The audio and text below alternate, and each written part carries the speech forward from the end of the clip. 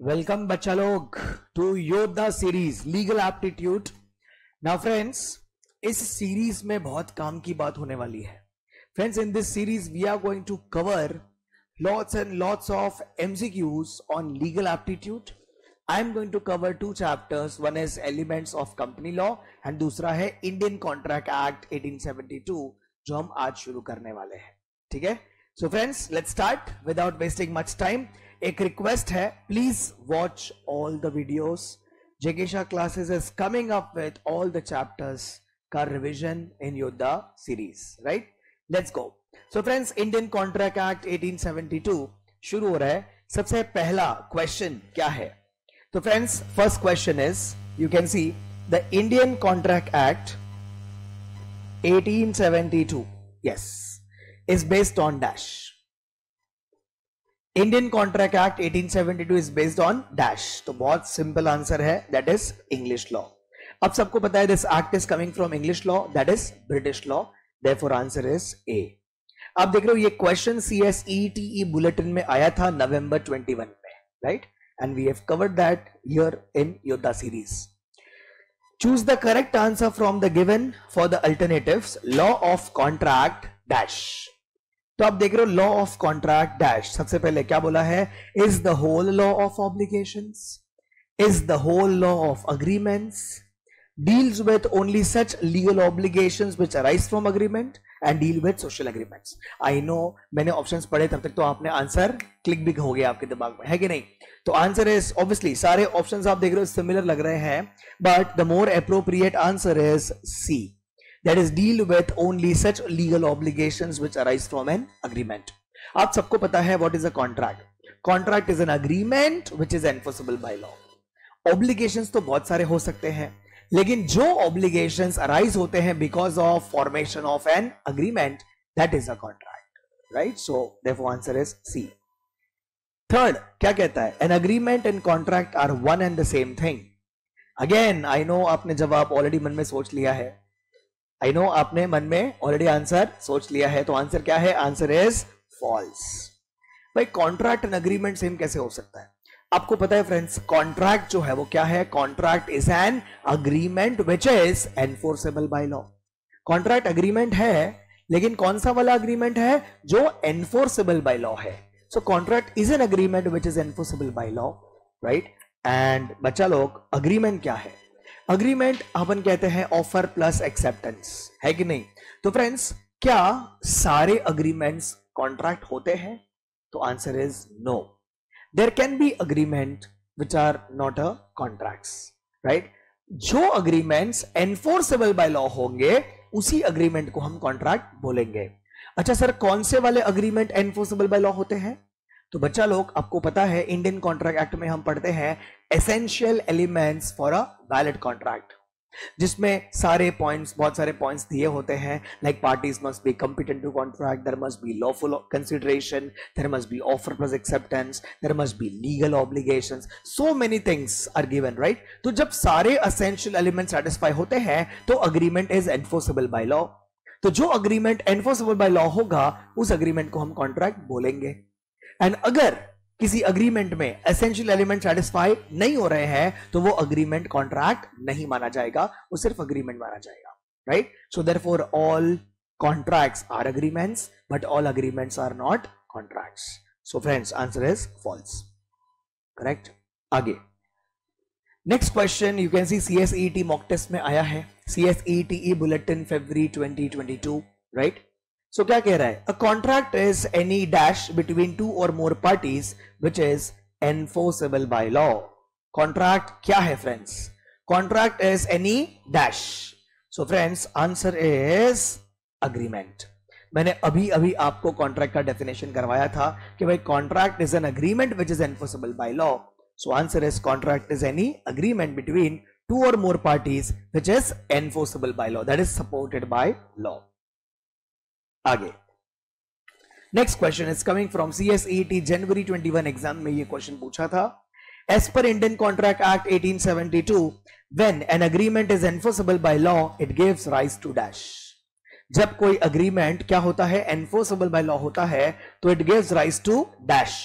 ethical obligation, moral obligation, legal obligation, social obligation? Again, very simple answer आप देख रहे हो, answer is legal obligation, right? Legal obligation होगा तभी तो वो एनफोर्सेबल बाय लॉ होगा. तो इसीलिए आप देख रहे हो एग्जाम क्वेश्चन है ये. सो अगर आपने प्रिपरेशन अच्छे से की है, सारे रिवीजन अच्छे से किए हैं, ज्यादा से ज्यादा एमसीक्यू सॉल्व किए हैं, तो आपको ये आंसर इजीली आ जाता है. राइट फ्रेंड्स, हम भी वही काम कर रहे हैं, ज्यादा से ज्यादा एमसीक्यूज की प्रैक्टिस आपको करवा रहे हैं. Right, yes. So what is next? Next question is, Mohan invite Sohan to stay with him in Mumbai during Xmas vacations. Sohan accepts the invitation and informs Mohan accordingly. When Sohan reaches Mohan's house, he finds it's locked. Locked the ghar. He therefore stays in a hotel. Sohan now wants to claim from Mohan the hotel charges. So friends, the option available to Sohan is dash. क्या option available है Sohan के पास? Sohan can claim the hotel charges from Mohan. Sohan can claim damages. Sohan can file a suit against Mohan. None of the above. So friends, answer is C. He can file a suit against Mohan. Because आपकी promise के वजह से किसी दूसरे party को क्या नहीं होना चाहिए? Loss नहीं होना चाहिए. Right? If that is the case, you can definitely ask for damages. ये question आया था पुराने syllabus में, that is in CS Foundation June 2015. आपको पता है फ्रेंड्स, पहले CSET को CS फाउंडेशन बोलते थे, तभी ये आया था. But anyways Indian contract act का पार्ट है, तो हम प्रैक्टिस तो कर ही सकते हैं. Lots and lots of MCQs. Come on. Next is, social agreements are dash. Social agreements enforceable in court, not enforceable in court, subject to legal obligations made by social workers. क्या answer है आपको? Friends मैं आपको बताता हूं. आज पता है क्या हुआ? आज ना मुझे मेरी वाइफ ने कॉल किया एंड उसने मुझे क्या पूछा? उसने मुझे बोला, मीत मसाला डोसा खाएगा क्या? ऑफर दिया उन्होंने मुझे. मैंने क्या बोला? हाँ हाँ हाँ हाँ, क्यों नहीं. Acceptance, offer, acceptance. तो हमारे बीच क्या हो गया? अग्रीमेंट बन गया. अब बच्चा लोग, जैसे ही अग्रीमेंट बन जाता है, you know both the parties have to perform their respective obligations. Right? तो बच्चा लोग, tell me what is obligation of my wife now? To make dosa. What is my obligation? To eat dosa. है कि नहीं? सो बच्चा लोग, अब उसका ऑब्लिगेशन है डोसा प्रिपेयर करना, मेरा ऑब्लिगेशन है डोसा ईट. राइट? सो फ्रेंड्स, अभी हुआ क्या, मैं सारे लेक्चर्स खत्म करके दिन भर के जब रास्ते में जब घर जा रहा था, तो मैंने रास्ते में कुछ और ही परफॉर्म कर लिया, मैंने कुछ और ही खा लिया. राइट? तो फ्रेंड्स, अब मैं जब घर पहुंचा तो वाइफ ने तो अपना ऑब्लिगेशन पूरा किया था. मतलब वाइफ ने डोसा प्रिपेयर करके रखा था, मतलब she has performed her obligation. Right? अब मेरा ड्यूटी था डोसा खाने का. अब मैंने डोसा खाने से मना कर दिया, बिकॉज मैं तो ऑलरेडी कुछ और परफॉर्म करके आया था. राइट? तो बच्चा लोग, मैंने डोसा खाने से मना कर दिया, तो क्या मैंने अग्रीमेंट तोड़ा? यस, मैंने अग्रीमेंट तोड़ा. मैंने परफॉर्म करने से मना कर दिया. अब बताओ, क्या मेरी वाइफ मेरे पे केस ठोक देगी? Will she file a suit? Can she file a suit? जरा सोचिए. एंड जब मैटर कोर्ट में जाएगा भी, तो कोर्ट जज साहब मुझे क्या बोलेंगे? भाई तू डोसा क्यों नहीं खाता? चलो डोसा खाओ. आपको नेक्स्ट 6 महीने तक डोसे खाने पड़ेंगे. ऐसा होगा क्या? Obviously answer is no.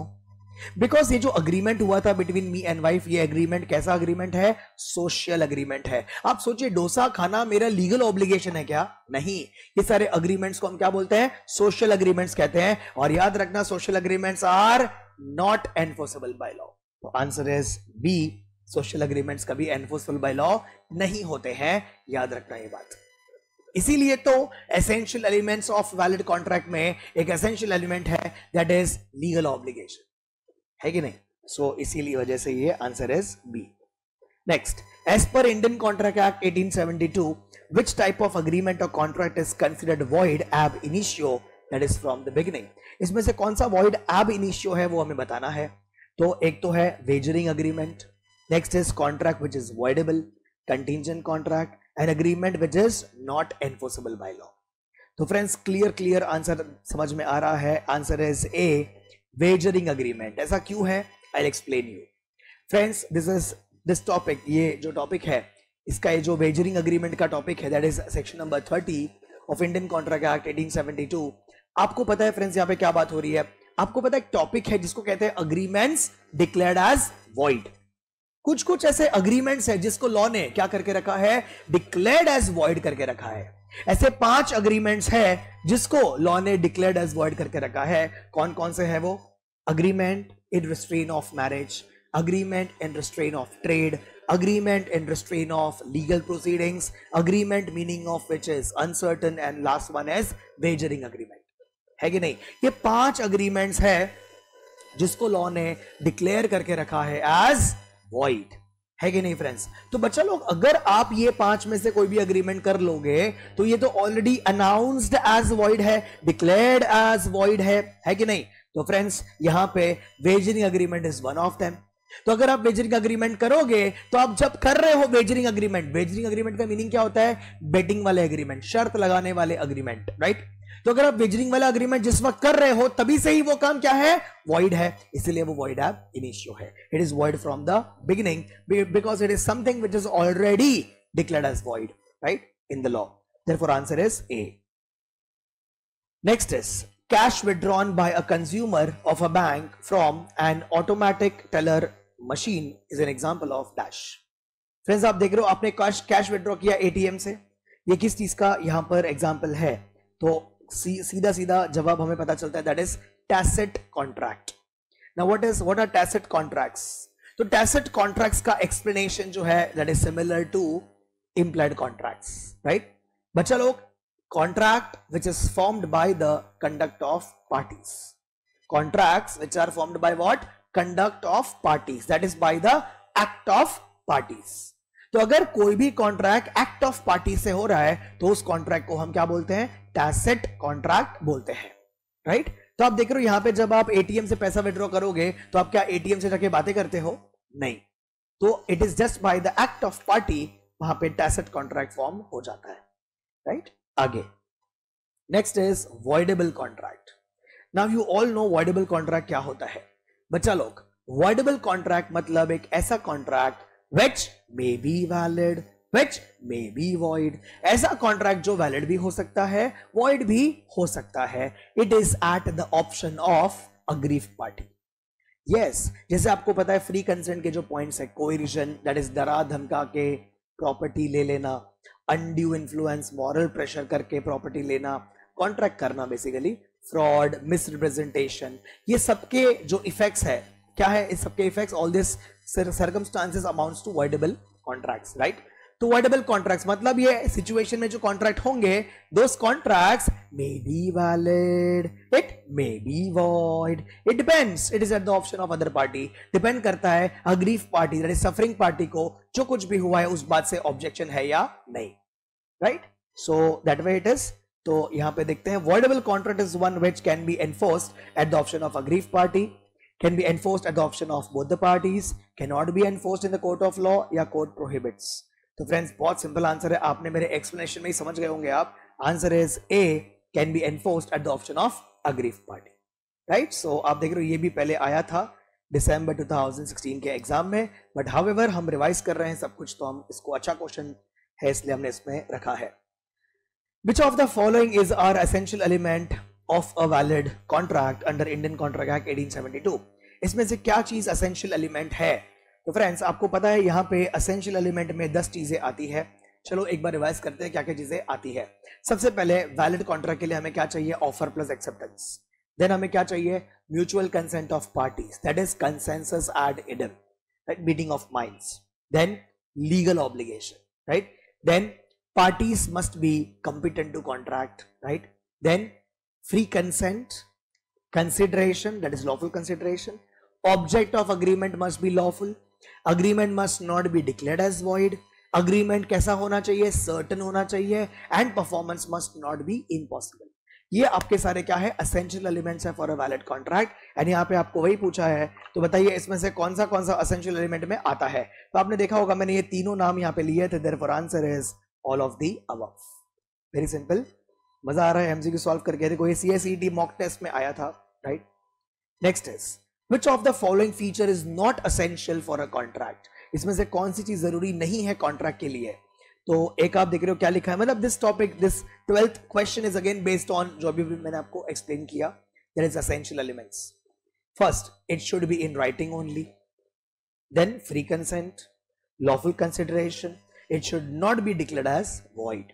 तो अगर आप देख रहे हो मैंने जो आपको अभी रिवाइज करवाए थे 10 points, that is essential elements for a valid contract, बच्चा लोग उसके हिसाब से आप देखोगे ना तो कौन सा असेंशियल एलिमेंट नहीं है, तो answer is A, that is it should be in writing only.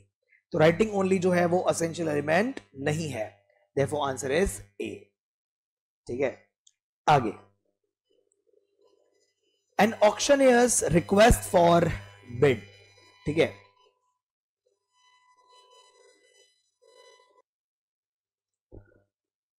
so auctioneer request for bid.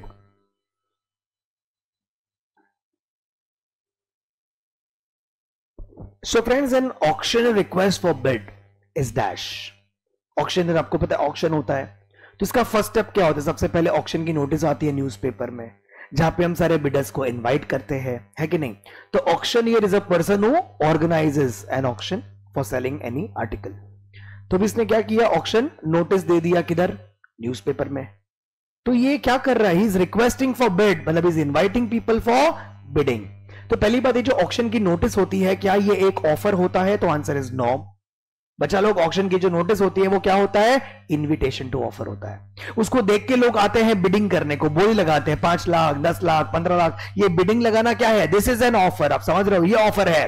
तो ऑक्शन जो नोटिस दिया जाता है, ऑक्शन की जो ऑक्शनर देता है, सबको इन्वाइट करता है बिड के लिए, वो क्या है? That is invitation to offer. तो यहां पे आपको समझ में आ गया होगा कि भाई इसका आंसर क्या है? इनविटेशन टू ऑफर है.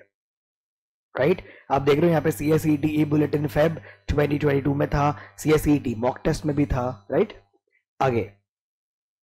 Next is dash is only a circulation of an offer. It is an attempt to induce offers and precedes a definite offer.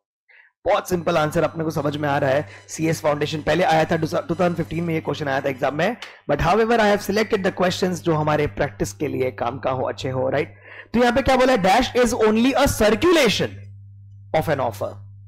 And also लिखा है it is an attempt to induce offers, मतलब हम क्या चाहते हैं? हम offers चाहते हैं. And this is something which precedes a definite offer, मतलब ये ऐसी कुछ चीज है जो ऑफर के पहले होती है. तो बहुत सिंपल आंसर है, it is invitation to offer.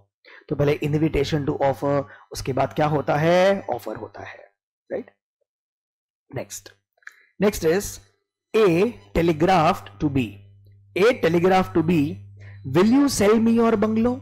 ए ने बी को बोला, will you sell me your bungalow, let me know the lowest price. ये क्या बोला? Let me know your lowest price. B ने रिप्लाई किया, lowest price of bungalow is $900. $900 उसने reply कर दिया. किसने? बी ने. A agreed to buy and asked his title deeds to this, he received no reply. आप समझ रहे हो क्या हुआ? ए ने बी को बोला, भाई आपका ये बंगलो मुझे बेचोगे क्या? एंड इसकी लोएस्ट प्राइस क्या हो आप बताएंगे, क्या दो कि क्या, what will be the lowest price? तो भी ये बी ने रिप्लाई किया कि लोएस्ट प्राइस इज $900. आप समझ रहे? एंड इतना बोला तो ए आ गया $900 लेके. ये लो भाई, ये लो पैसे ले लो, लाओ दे दो, आपका घर मुझे दे दो, ये लो लाओ, ओनरशिप के डॉक्यूमेंट्स दे दो, चलो. तो ऐसा जब इसने बोला तो सामने से कोई रिप्लाई नहीं आया. अब ये भड़क गया, अरे मैं पैसे दे रहा हूं, ये मुझे घर नहीं दे रहा है, रिप्लाई नहीं कर रहा है, कुछ समझ में आ रहा है? भड़क गया. तो फ्रेंड्स, इस बात से क्या समझ में आती है बात? यहां पे ऑप्शंस आप देख रहे हो, क्या लिखा है? Yes, B is liable to sell because offer was accepted by A. No, there was no contract because B communicated only the lowest price. Yes, it became a legal contract with communication of lowest price by B. No, this offer was mere a negotiate offer to receive the offer. Friends, यहां पर answer आएगा that is B. क्यों B? अरे बच्चा लोग, यहां पे इनके बीच में कोई अग्रीमेंट ही नहीं हुआ है. क्यों? देखो, ए ने दो चीजें पूछी, दो सवाल पूछे थे बी को कि आपका बंगलो मुझे बेचोगे क्या, एंड इसका लोएस्ट प्राइस क्या होगा. राइट, तो बी ने रिप्लाई क्या किया है? बी ने सिर्फ लोएस्ट प्राइस बताया है कि भाई लोएस्ट प्राइस इसका होगा $900, लेकिन हाँ मैं आपको बेचूंगा, इसका तो जवाब इसने दिया ही नहीं है. Will you sell me your bungalow का जवाब तो आया ही नहीं है. Are you getting my point? Yes. तो फ्रेंड्स, दो सवाल पूछे थे, उसमें से खाली सेकंड का रिप्लाई आया है, फर्स्ट का रिप्लाई नहीं आया है. सो देयरफॉर ये जो प्राइस बताया है फ्रेंड्स, प्राइस बताना is not an offer. Are you getting my point? So therefore यहां पे कोई भी तरीके से अग्रीमेंट क्रिएट ही नहीं हुआ है. प्राइस बताना कभी भी ऑफर नहीं होता है. Right? So that is the point. Therefore answer is सिर्फ कम्युनिकेशन हुआ है लोएस्ट प्राइस का. मैं इतने में बेचूंगा, बस आपको बेचूंगा, हाँ मैं आपको बेचना चाहता हूं, कुछ भी नहीं बोला है. राइट? सो सिर्फ प्राइस बताना कभी भी ऑफर नहीं होता है, वो इन्विटेशन टू ऑफर होता है कि भाई देखो मैं इसको बेचूंगा $900 में. That is my willingness, that is my wish. अब आप इसको खरीदना चाहते हो तो आप मुझे $900 का ऑफर दो, जो उसने दिया. ये ले 900 में देगा क्या ऑफर, ले 900 में मुझे दे देगा बंगलो. अब मैं आपको ना ऑब्वियसली बोल सकता हूं I don't want to sell, that is my wish. You can't force me, because मैंने आपको सिर्फ प्राइस बताया है, और प्राइस बताने का मतलब मैंने आपके ऑफर को एक्सेप्ट कर लिया, ऐसा बिल्कुल भी नहीं है. राइट? सो देयरफॉर हमने इसका आंसर क्या बोला? B. Next, in case a counter offer is made the original offer stands dash. आप सबको पता है what is counter offer. When a fresh offer is made ignoring the original offer, it is called as counter offer. यहां पे generally हम बात करते हैं बार्गेनिंग के बारे में. Right?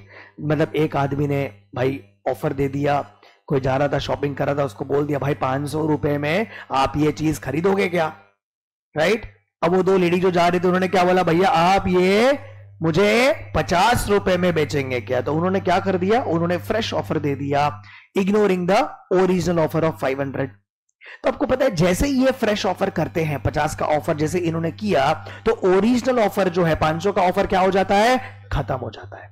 When the fresh offer is made, original offer comes to an end. Are you getting my point? Original offer क्या हो जाएगा, कम्स टू एन एंड हो जाएगा. यस, बिकॉज अब जो जवाब आएगा वहां से वो तो 50 का ही आएगा. So therefore that is the point. तो अब देखो in case of counter offer is made, the original offer stands dash, rejected, accepted automatically, accepted subject to certain modifications and variations, and answer is none of the above. So I will go with none of the above. Why? Because reject थोड़ी किया हमने, ignore किया है offer को. आप समझ रहे हो? See, when the fresh offer is made, original offer comes to an end. Are you getting my point? Comes to an end. So therefore यहाँ पे you can say discharge word can be the answer. Right? Comes to an end can be the answer. Lapse can be the answer. Right? Therefore rejected नहीं आएगा, none of the above आएगा. आगे, when the goods are displayed in a show window bearing the price tags, it indicates dash. Again आप देख रहे हो यहाँ पे क्या बात हो रही है, डिस्प्ले ऑफ गुड्स की बात हो रही है. आपको पता है फ्रेंड्स, जब भी गुड्स डिस्प्ले किए जाते हैं दुकान में, सामान रखा है कांच में सजा के along with the price tag, आपने देखा वो सारे स्टिकर्स भी होते हैं, sale sale sale, right, 50% off, 50% off. ये सब स्टिकर्स लगाना, सामान रखना कांच में, क्या ये सब ऑफर है? तो answer is no. All these are invitation to offer. Display of goods with price tag is invitation to offer. Yes. तो आप देख रहे हो यहाँ पे क्या लिखा है, when the goods are displayed in a show window bearing price tags, it indicates invitation to make an offer. So answer is that. अब सबको पता है what is invitation to offer? Yes or no? Friends, invitation to offer is something which leads to offer. मतलब जिस चीज के वजह से ऑफर हो उसे हम invitation to offer कहते हैं. Right? Therefore answer is B. Then आगे, in a book depot, a catalog of book enlisting the price of each book and specifying the place where the particular book is available is dash. Come on, आप देख रहे हो यहाँ पे क्या लिखा है, कैटलॉग लिखा है. कैटलॉग बुक का कैटलॉग है जिसमें प्राइस लिखा है, बुक कहाँ पड़ी है, कौन सी बुक है, सब लिखा है. आपको पता है फ्रेंड्स ये कैटलॉग क्या है? मैं फिर एक बार बता दूं, कैटलॉग, प्रोस्पेक्टस, किसी भी टाइप का प्रोस्पेक्टस, कैटलॉग, ये हमेशा क्या होता है, इनविटेशन टू ऑफर होता है. बिकॉज प्रोस्पेक्टस तो आपको बहुत जगह बांटते हैं लोग, तो प्रोस्पेक्टस बांटा तो वो क्या कर रहे हैं, वो आपको कुछ ऑफर कर रहे हैं क्या? नहीं, प्रोस्पेक्टस बांट रहे हैं. आपने प्रोस्पेक्टस लिया, आपने प्रोस्पेक्टस देखा, आपको जो सामान चाहिए था वो वहां पे था प्रोस्पेक्टस में, तो अब आप क्या करेंगे, वो दुकानदार को बोलेंगे भैया हमको ये सामान देगा क्या? Offer. This is an offer. Prospectus is not an offer. ये जो अपन उनको पूछ रहे हैं हमको ये सामान देगा क्या, ये ऑफर है. अब अगर वो हाँ बोले तो acceptance. Right? So therefore prospectus is again is only an invitation to offer. Right? आगे, an offer may be revoked by the offerer at any time before dash.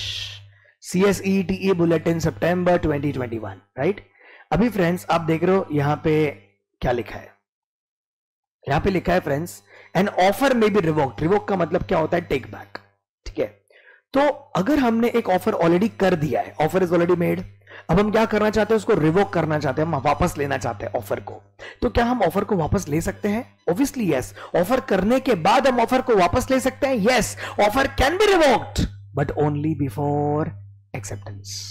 तो आंसर क्या आएगा, एक्सेप्टेंस, ओनली बिफोर एक्सेप्टेंस। क्यों? Because once the offer is accepted it becomes a promise, मतलब it becomes an agreement, है कि नहीं? तो friends अब अग्रीमेंट बनने के बाद तो दोनों पार्टीज के ऊपर बर्डन आता है, मतलब दोनों ही पार्टीज को अपना अपना ऑब्लिगेशन अब पूरा करना पड़ता है, राइट? आगे, cross offer does not constitute a contract because dash. Cross offer, पहली बात, ये क्रॉस ऑफर क्या होता है friends? Cross offer means when there are two parties are making two offers to each other at the same time for the same thing। जब दो parties एक दूसरे को ऑफर करेंगे for same thing and same time, such offers are called as cross offers. And आप समझ रहे हो, same time and same thing, ये दोनों ऑफर्स आइडेंटिकल होने चाहिए, राइट? अच्छा, ये दोनों ऑफर एक दूसरे को जब क्रॉस कर रहे हैं, इसको अपन क्रॉस ऑफर कहते हैं। तो ये ऑफर है ना, सिर्फ ये दोनों ऑफर्स हैं। क्या क्रॉस ऑफर का मतलब एक्सेप्टेंस होता है? नहीं, दोनों ने सिर्फ अपनी अपनी इच्छा, दोनों ने ऑफर किए हैं अननोइंगली एक दूसरे को, बस। एक्सेप्टेंस का है, तो आपको पता है ना, क्रॉस ऑफर का मतलब एक्सेप्टेंस नहीं होता है। तो यहां पे तो बोला है cross offer does not constitute a contract. तो क्या लगता है, ऑब्वियसली क्रॉस ऑफर कॉन्ट्रैक्ट थोड़ी होता है, ये तो दो सिर्फ ऑफर्स होते हैं। तो ऑप्शंस क्या है, as because there is no acceptance, there is implied acceptance, crossing implies cancellation, it amounts to counter offer। तो friends answer is A. Cross offer का मतलब एक्सेप्टेंस नहीं होता है, ये तो सिर्फ दो अलग अलग ऑफर्स है, आइडेंटिकल है, इसलिए इसको हम क्रॉस ऑफर कह रहे हैं। Very simple, right? Next question, clerk owned a dog named Cookie. One day during an usual walk the dog ran away and clerk could not trace it. Right, इसका dog भाग गया।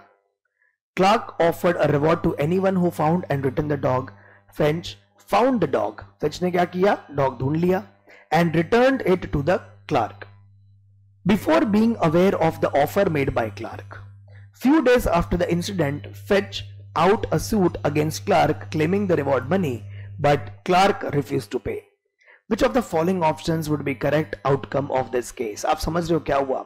देखो, Clark का जो dog था जिसका नाम था कुकी, वो खो गया है, यूजुअल वॉक कर रहे थे, खो गया, एंड बाद में उसने रिवॉर्ड अनाउंस कर दिया, भाई जो भी मेरे डॉग को ढूंढेगा उसको मैं रिवॉर्ड मनी दूंगा। अब डॉग को ढूंढा किसने? फिंच ने डॉग को ढूंढा। अच्छा, ही was not aware about the offer that time, and उसने डॉग को ढूंढा एंड रिटर्न कर दिया। कुछ दिन के बाद वो आया और केस फाइल कर दिया उसने क्लार्क पे कि भाई मैंने डॉग ढूंढा था, मुझे रिवॉर्ड मनी चाहिए। तो क्या लगता है अभी क्या इसका आउटकम होगा केस का? Is he eligible? He is not eligible for the reward money. तो आप देख रहे हो आंसर क्या है, Fetch will not be entitled to reward as this was illegal contract between clerk and Finch। Fetch will be entitled to reward to finding the dog because no acceptance is required for clerk's offer। Fetch will be entitled to reward as it was an open contract for anyone who found the missing dog। Fetch will not be entitled to reward because acceptance of offer in ignorance of an offer is no acceptance। बच्चा लोग आप समझ रहे हो, यहां पे आपको पता है as per the characteristics of offer, that is features of offer, हमने पढ़ा था कि ऑफर मस्ट बी कम्युनिकेटेड। इसके ऊपर एक वेल नोन केस लॉ भी है, Lalman Shukla versus Gauri Dutt. I hope आपको वो याद आ गया होगा। तो आंसर इज डी, है कि नहीं, कि भाई Fitch will not be entitled to reward because क्या लिखा है, एक्सेप्टेंस ऑफ ऑफर। इसने ऑफर को एक्सेप्ट तो किया, मतलब डॉग को ढूंढ के तो दिया, ठीक है, लेकिन he was not aware about the offer, that is in ignorance of the offer is no acceptance. Yes, because offer वही पर्सन एक्सेप्ट कर सकता है जिसको ऑफर के बारे में पता होता है, तो उसको नहीं पता था इसलिए वो एक्सेप्टेंस नहीं माना जाएगा। Therefore answer is D, right. Next, acceptance must be dash, conditional, optional, absolute and unqualified and futuristic। what is the answer? so friends obviously ये तो characteristics of acceptance है, acceptance must be absolute and unqualified. That is acceptance कैसा होना चाहिए? Unconditional होना चाहिए. क्यों? Because conditional अगर एक्सेप्टेंस होगा तो वो काउंटर ऑफर बन जाएगा. Conditional acceptance is a counter offer, इसीलिए एक्सेप्टेंस मस्ट बी अनकंडीशनल. आगे, mister A enters into a contract with Mr. B to murder Mr. C. आप देख रहे हो यहां पे क्या हो रहा है? A ने कॉन्ट्रैक्ट किया B के साथ to murder C. However, B shall be liable to pay, that is Mr. A, rupees 10 lakhs only if he succeeds in murdering Mr. C. Is the object lawful? Right? Yes, as per the Indian Contract Act. क्या लगता है, क्या ये object lawful है? तो obviously ये बहुत ही simple जवाब था बॉस. CSET जनवरी 23 में ये क्वेश्चन आया था. Answer is no. ये ऑब्जेक्ट लॉफुल नहीं है, बिल्कुल भी लॉफुल नहीं है. अरे भाई, किसी का मर्डर करवाना कैसे लॉफुल ऑब्जेक्ट हो सकता है? राइट. यस, आगे चलते हैं. Yes, next question is coming from CSET May 2022 question. क्या बोला है? M wanted to rent out his house to a tenant P. M क्या करना चाहता है? अपना घर रेंट पे देना चाहता है P को. He knew that P carries out smuggling activities, but still rent out the house for the same purpose. B failed to pay the timely rent, so M decided to file a suit against him for recovery of the following. Can most appropriate output of the case as per Indian Contract Act 1872. आपको समझा यहां पे क्या हुआ है friends? M ने क्या किया? अपना घर दे दिया है रेंट पर. किसको? पी को. राइट. तो अगर एम ने घर दिया पी को, किस चीज के लिए दिया उसने पी को घर रेंट पे? Smuggling activities. को पता है कि यह आदमी क्या करता है? स्मगलिंग एक्टिविटीज करता है. देख रहे हो आप क्या लिखा है? He knew that P carries out smuggling activities. तो क्या ये इलीगल एक्टिविटी हो गया फ्रेंड्स? यस. अच्छा, तो कहना है से एम और पी इनके बीच में जो रेंट का अग्रीमेंट बनेगा, this is something, this is an agreement which is collateral to illegal. Yes, right. तो अभी क्या आउटकम आएगा इसका? तो क्या लिखा है देखो. अच्छा, फिर हुआ क्या? रेंट पे घर तो दे दिया, लेकिन पी ने फिर रेंट पे नहीं किया. राइट. तो अभी देखो क्या हुआ. तो ये एक अग्रीमेंट हो गया, और ये बंदा क्या करता है? स्मगलिंग एक्टिविटीज करता है, वो अलग चीज हो गया. ठीक है. अभी ही fail to pay the rent, ये एक बात हो गई.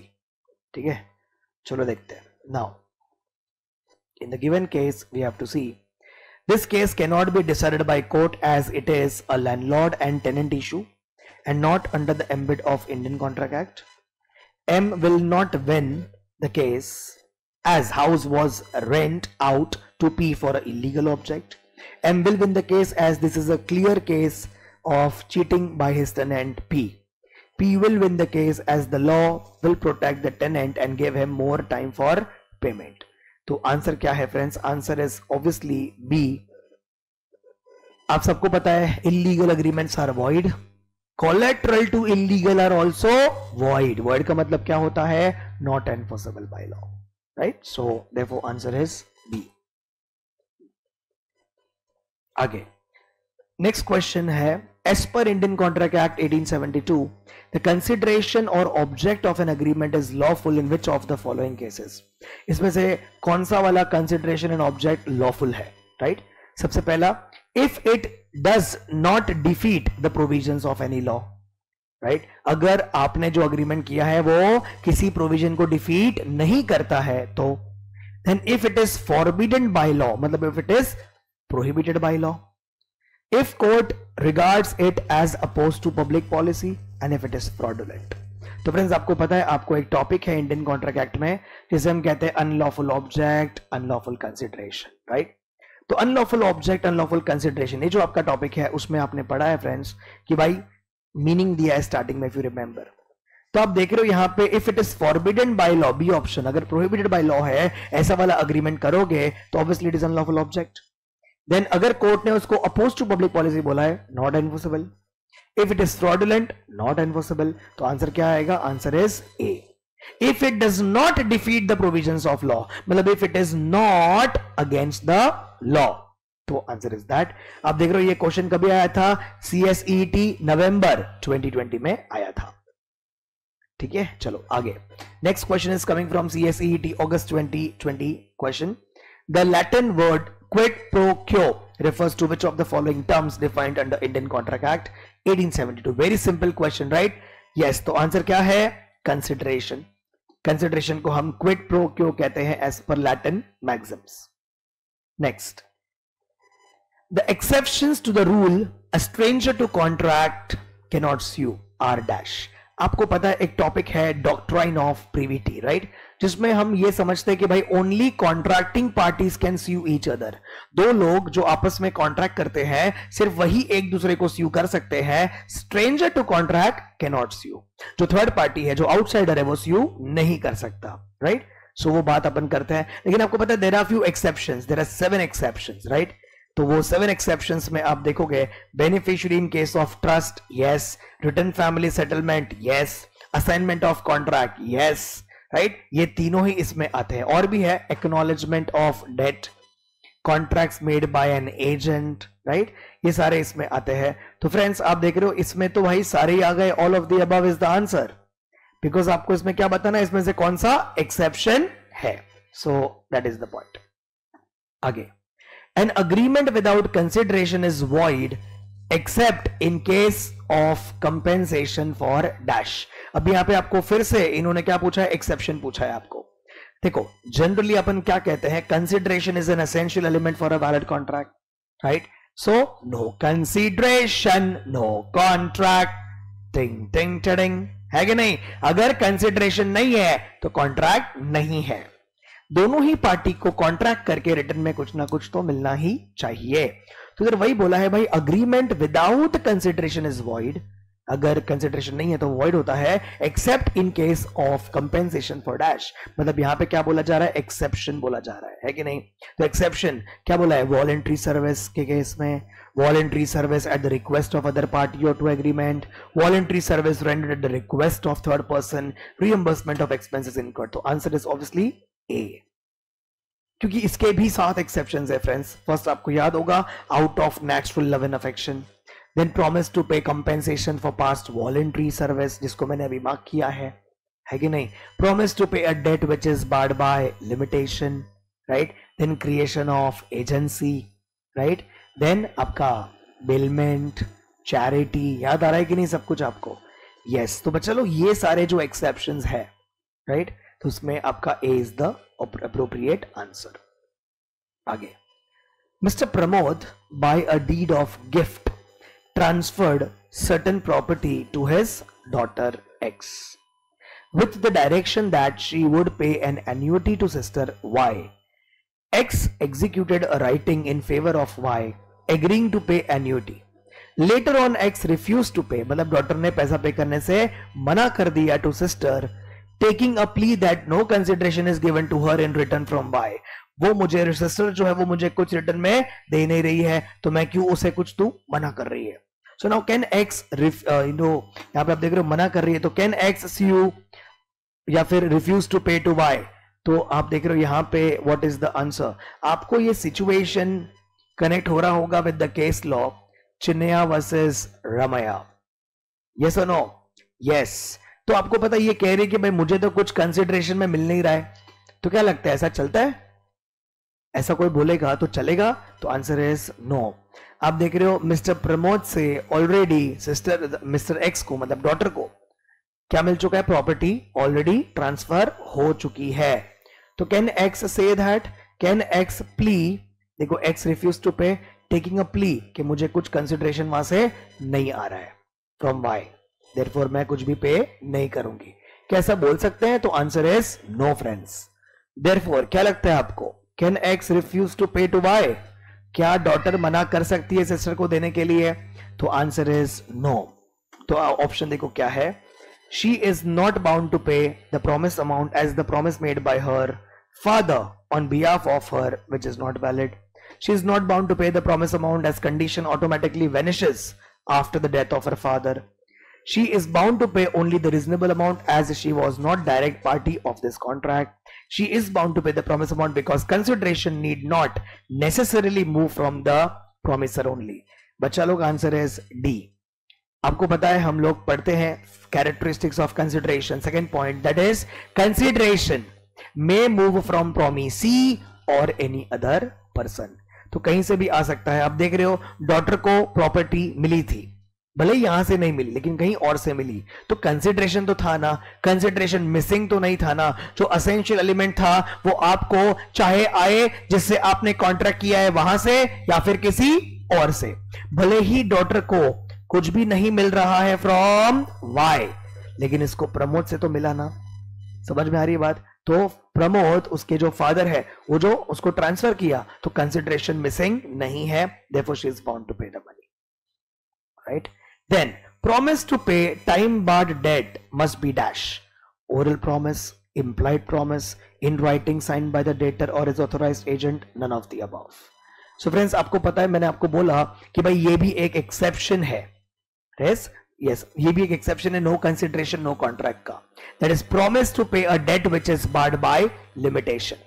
अगर आपने कोई भी ट्रांजैक्शन किया है जो बार्ड हो चुका है बाय लिमिटेशन, आपको पता है लिमिटेशन एक्ट हर एक चीज का एक टाइम लिमिट स्पेसिफाई करता है कि नहीं? सो फ्रेंड्स, उसमें कैसा है, no consideration no contract, but अगर कोई ट्रांजैक्शन बार्ड हो चुका है by limitation, 3 years over everything over, अगर आपको याद है तो, राइट? तो अगर 3 years ओवर एवरीथिंग ओवर मतलब वो ट्रांजैक्शन क्या हो चुका है, बार्ड बाय लिमिटेशन हो चुका है, खत्म हो चुका है ट्रांजैक्शन। किस वजह से? टाइम लिमिट की वजह से। लॉ क्या कहता है, अगर आपको एक्शन लेना है तो with in the limitation time period आप एक्शन लो, अदरवाइज सब कुछ खत्म हो जाएगा, राइट? तो फ्रेंड्स, यहां पे वो ट्रांजैक्शन की बात हो रही है जो बार्ड बाय लिमिटेशन है। If any transaction is barred by limitation, खत्म हो चुका है, उसको बाद आप पैसा नहीं दोगे तो चलेगा, लेकिन उसके बाद भी अगर आपने जाके प्रॉमिस किया है कि भाई मैं आपको पैसा देना चाहता हूं, आप वो प्रॉमिस नहीं करते तो भी चलता, लेकिन if you make a promise now you have to make the payment. अब आपको भले ही वो प्रॉमिस करके रिटर्न में कुछ नहीं मिल रहा है, there is no consideration, but it is a valid contract. हाँ, कंडीशन एक ही है कि वो होना चाहिए written promise signed by the party. So therefore यहां पे भाई बोला है भाई ये जो प्रॉमिस हम करेंगे टू पे टाइम बार्ड ट्रांजैक्शन, तो उसके लिए बच्चा लोग answer is it should be in writing signed by the debtor और authorised agent. Next, mister A promises in writing to pay time barred debt to Mr. B. This is dash. Not enforceable, enforceable, voidable, none of the above. तो obviously answer is enforceable because ये है एक valid promise, मतलब valid contract, because this is an exception of no consideration, no contract. ये उसका exception है, मैंने already आपको बताया previous point में. Then, which one of the following statements about doctrine of privity is correct? इसमें से कौन सा वाला स्टेटमेंट करेक्ट है? ठीक है, only a party to contract can sue, stranger to contract cannot sue, a contract is enforceable by a stranger, and both A and B. तो friends, if you know doctrine of privity, अगर आपको याद है तो doctrine of privity क्या कहता है कि only contracting parties can sue each other, stranger to contract cannot sue. तो ये जो मेरा स्टेटमेंट था आप देख रहे हो, इसमें आपका ऑप्शन ए और बी दोनों कवर हो रहा है, तो आपका आंसर क्या है? D is the answer. Yes, इसका मतलब यह है कि भाई दो लोग जो कॉन्ट्रैक्ट करते हैं वो एक दूसरे को स्यू कर सकते हैं, कोई थर्ड पार्टी जो स्ट्रेंजर है कॉन्ट्रैक्ट में वो स्यू नहीं कर सकता। सो that is the basic meaning of this topic, and इसके भी एक्सेप्शंस है, अपने पढ़े हैं। Next is under Indian contract act 1872 consideration, right? Under Indian Contract Act 1872, the consideration may be dash. तो यहां पे अपन बात कर रहे हैं फीचर्स के बारे में। आपने देखा CSEDA बुलेटिन अप्रैल 2023, सितंबर 2021, राइट? सो फ्रेंड्स, क्या बोला यहां पे? कंसिडरेशन, आपको पता है हमने पढ़ा था consideration can be past, present and future, तीनों हो सकता है कि नहीं? लेकिन as per English law past consideration is no consideration, लेकिन इंडिया में तो तीनों हो सकता है। यस, तो past, present and future, the answer is all of these. Next friends, next जो है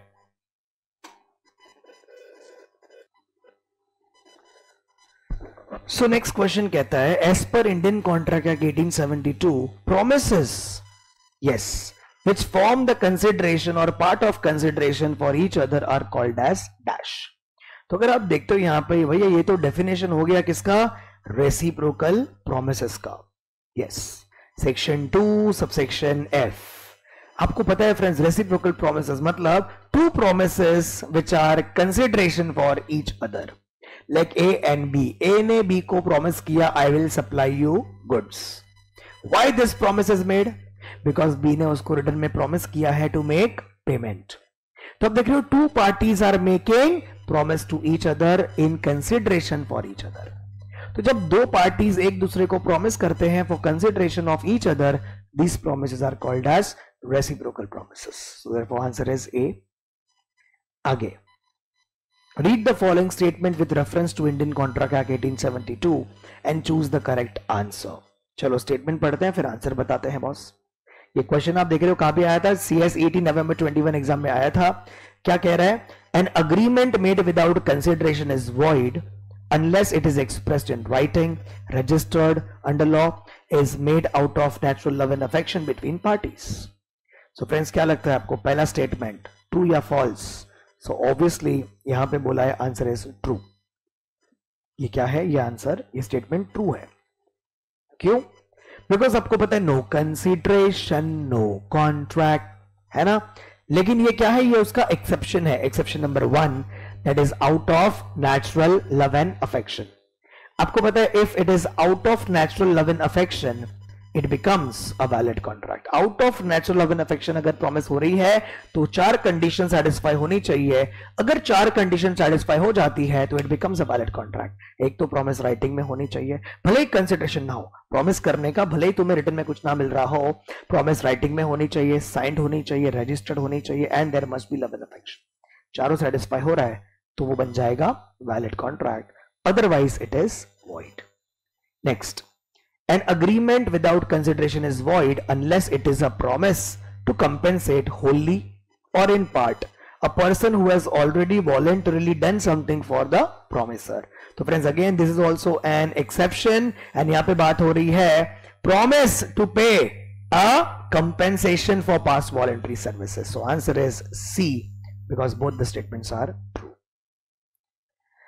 Next, Mr. Jackpot is a patient in a lunatic asylum, but occasionally he is of sound mind, and during that time he entered into a contract with Mr. Bill.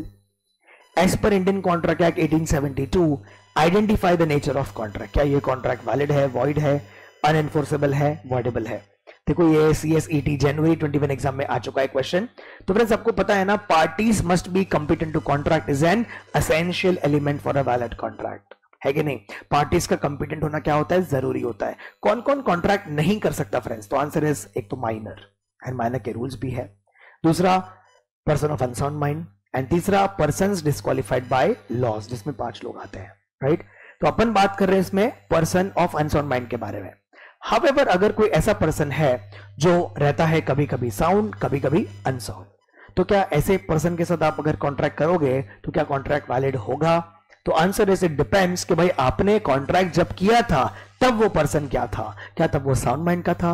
अगर वो sound mind का था तो contract becomes valid. अगर वो sound mind का नहीं था तो कॉन्ट्रैक्ट इज वॉइड. लेकिन आपने देखा यहाँ पे क्या बोला है? यहाँ पे बोला है ड्यूरिंग दैट टाइम. कब टाइम? जब वो ओकेजनली क्या रहता है? साउंड माइंड का रहता है. During that time he entered into a contract with mister bill. मतलब जब वो साउंड माइंड का था ना तभी उसने कॉन्ट्रैक्ट किया है, तो obviously contract will be valid. तो answer is valid. Next, capacity to party, capacity to contract, sorry, capacity to contract has been defined in dash. Come on, कहां पर इसको डिफाइन किया है? कैपेसिटी टू पार्टी मतलब आप समझ रहे हो, कैपेसिटी टू कॉन्ट्रैक्ट, सॉरी, कौन कौन मतलब यहां पे कॉन्ट्रैक्ट्स कर सकता है? तो बच्चा लोग answer is section number 11. Section 11 में बोला है who all can enter into a contract, who all can not enter into a contract. जैसे मैंने आपको अभी बोला, minor, person of unsound mind, person disqualified by law, ये सारे लोग कॉन्ट्रैक्ट नहीं कर सकते. सो इसके बारे में हमें दिया है सेक्शन नंबर 11 में, राइट? आगे, M, a person of 16 years of age enters into a contract with N without disclosing his age. आप देख रहे हो माइनर जो 16 years, राइट? इसने क्या किया है? कॉन्ट्रैक्ट कर लिया N के साथ बिना अपनी एज बताए, thereby inducing N to enter into a contract. The contract is dash. क्या लगता है आपको? उसने एज नहीं बताई, कॉन्ट्रैक्ट क्या है, void है, voidable है, illegal है या enforceable by law है? तो friends answer is absolutely void because this is an agreement with minor, so it is going to be void ab initio. Sir लेकिन उसने एज नहीं बताई, छुपाई बात, जो भी है आप सबको पता है minor can always plead minority, right? Even in case of fraud, वो झूठ बोले कुछ भी करे, he can plead minority, advantage मिलता है माइनर को। तो यहाँ पे उसने भले ही एज छुपाई और कॉन्ट्रैक्ट किया, कॉन्ट्रैक्ट तो वॉइड ही रहेगा, मतलब लॉ आपकी मदद बिल्कुल भी नहीं करेगा, right? So that is the point. Then friends, lunatics agreement is dash, voidable, enforceable, void, unenforceable. See, lunatic means क्या? Person of unsound mind. तो उसके साथ अगर आप कॉन्ट्रैक्ट करोगे तो obviously he is a person disqualified by law, तो contract is going to be void. Then minor's liability for necessaries supplied to him dash. आप सबको पता है, एक पॉइंट याद आ रहा है अपने को इधर, क्या? Minor's property is liable for the payment of necessaries, ऐसा एक कॉन्सेप्ट है जहां पे बोला है कि भाई अगर माइनर को कोई नेसेसरीज सप्लाई करता है, आपको पता है नेसेसरीज मतलब उसमें 5 चीजें आती है, food, clothing, shelter, health and education, 5 चीजें आती है, राइट? तो वो जो खर्चा जिसने भी किया है, जिसने भी माइनर को ये सारी चीजें सप्लाई की है कि नहीं फ्रेंड्स? ये सप्लाई जो की है चीजें, बच्चा लोग, उसके लिए क्या वो बंदा माइनर से पैसा वसूल सकता है? Is minor liable? तो याद रखना, minor is never liable, minor's property is liable. वो भी किस चीज के लिए? सिर्फ नेसेसरीज के लिए, राइट? तो यहां पे वही पूछा है भाई, minor's liability for necessaries supplied to him is dash, arises after he attains majority। तो ऐसा कुछ नहीं होता, आपको याद होना चाहिए कि जो भी माइनॉरिटी में हुआ है अग्रीमेंट, उसको मेजर होने के बाद रैटिफाई नहीं किया जा सकता, means it can not be ratified, it can not be approved in majority, right? दूसरा, that is against minor's property only, does not arise at all, arises only when minor promises to pay for them। तो बच्चा लोग answer is very clear, answer is B. जैसे मैंने आपको बोला, minor's property is liable for the payment of necessaries, so answer is B. ठीक है, I hope this is clear. Yes, आगे, 2 persons have capacity to contract if dash, if both are not of unsound mind, मतलब दोनों क्या है? Sound mind क्या है? If none of them is disqualified from contracting by any law to which he is subject, if both have attained the age of majority। तो बच्चा लोग answer क्या आएगा? आंसर आएगा ऑल ऑफ द अबव, क्योंकि ये तीनों ही चीज क्या जरूरी है? यस, पार्टी कॉन्ट्रैक्ट करने के लिए, कंपिटेंट के लिए जरूरी है तीनों चीजें, right? I hope this is clear to everybody. Yes, so friends, next क्या कह रहा है? Agreement with minor for beneficiary is dash. Agreement with minor, आप समझ रहे हो? अग्रीमेंट विथ माइनर क्या होता है generally? Void ab initio, right? लेकिन फ्रेंड्स यहां पे क्या बात हो रही है पता है?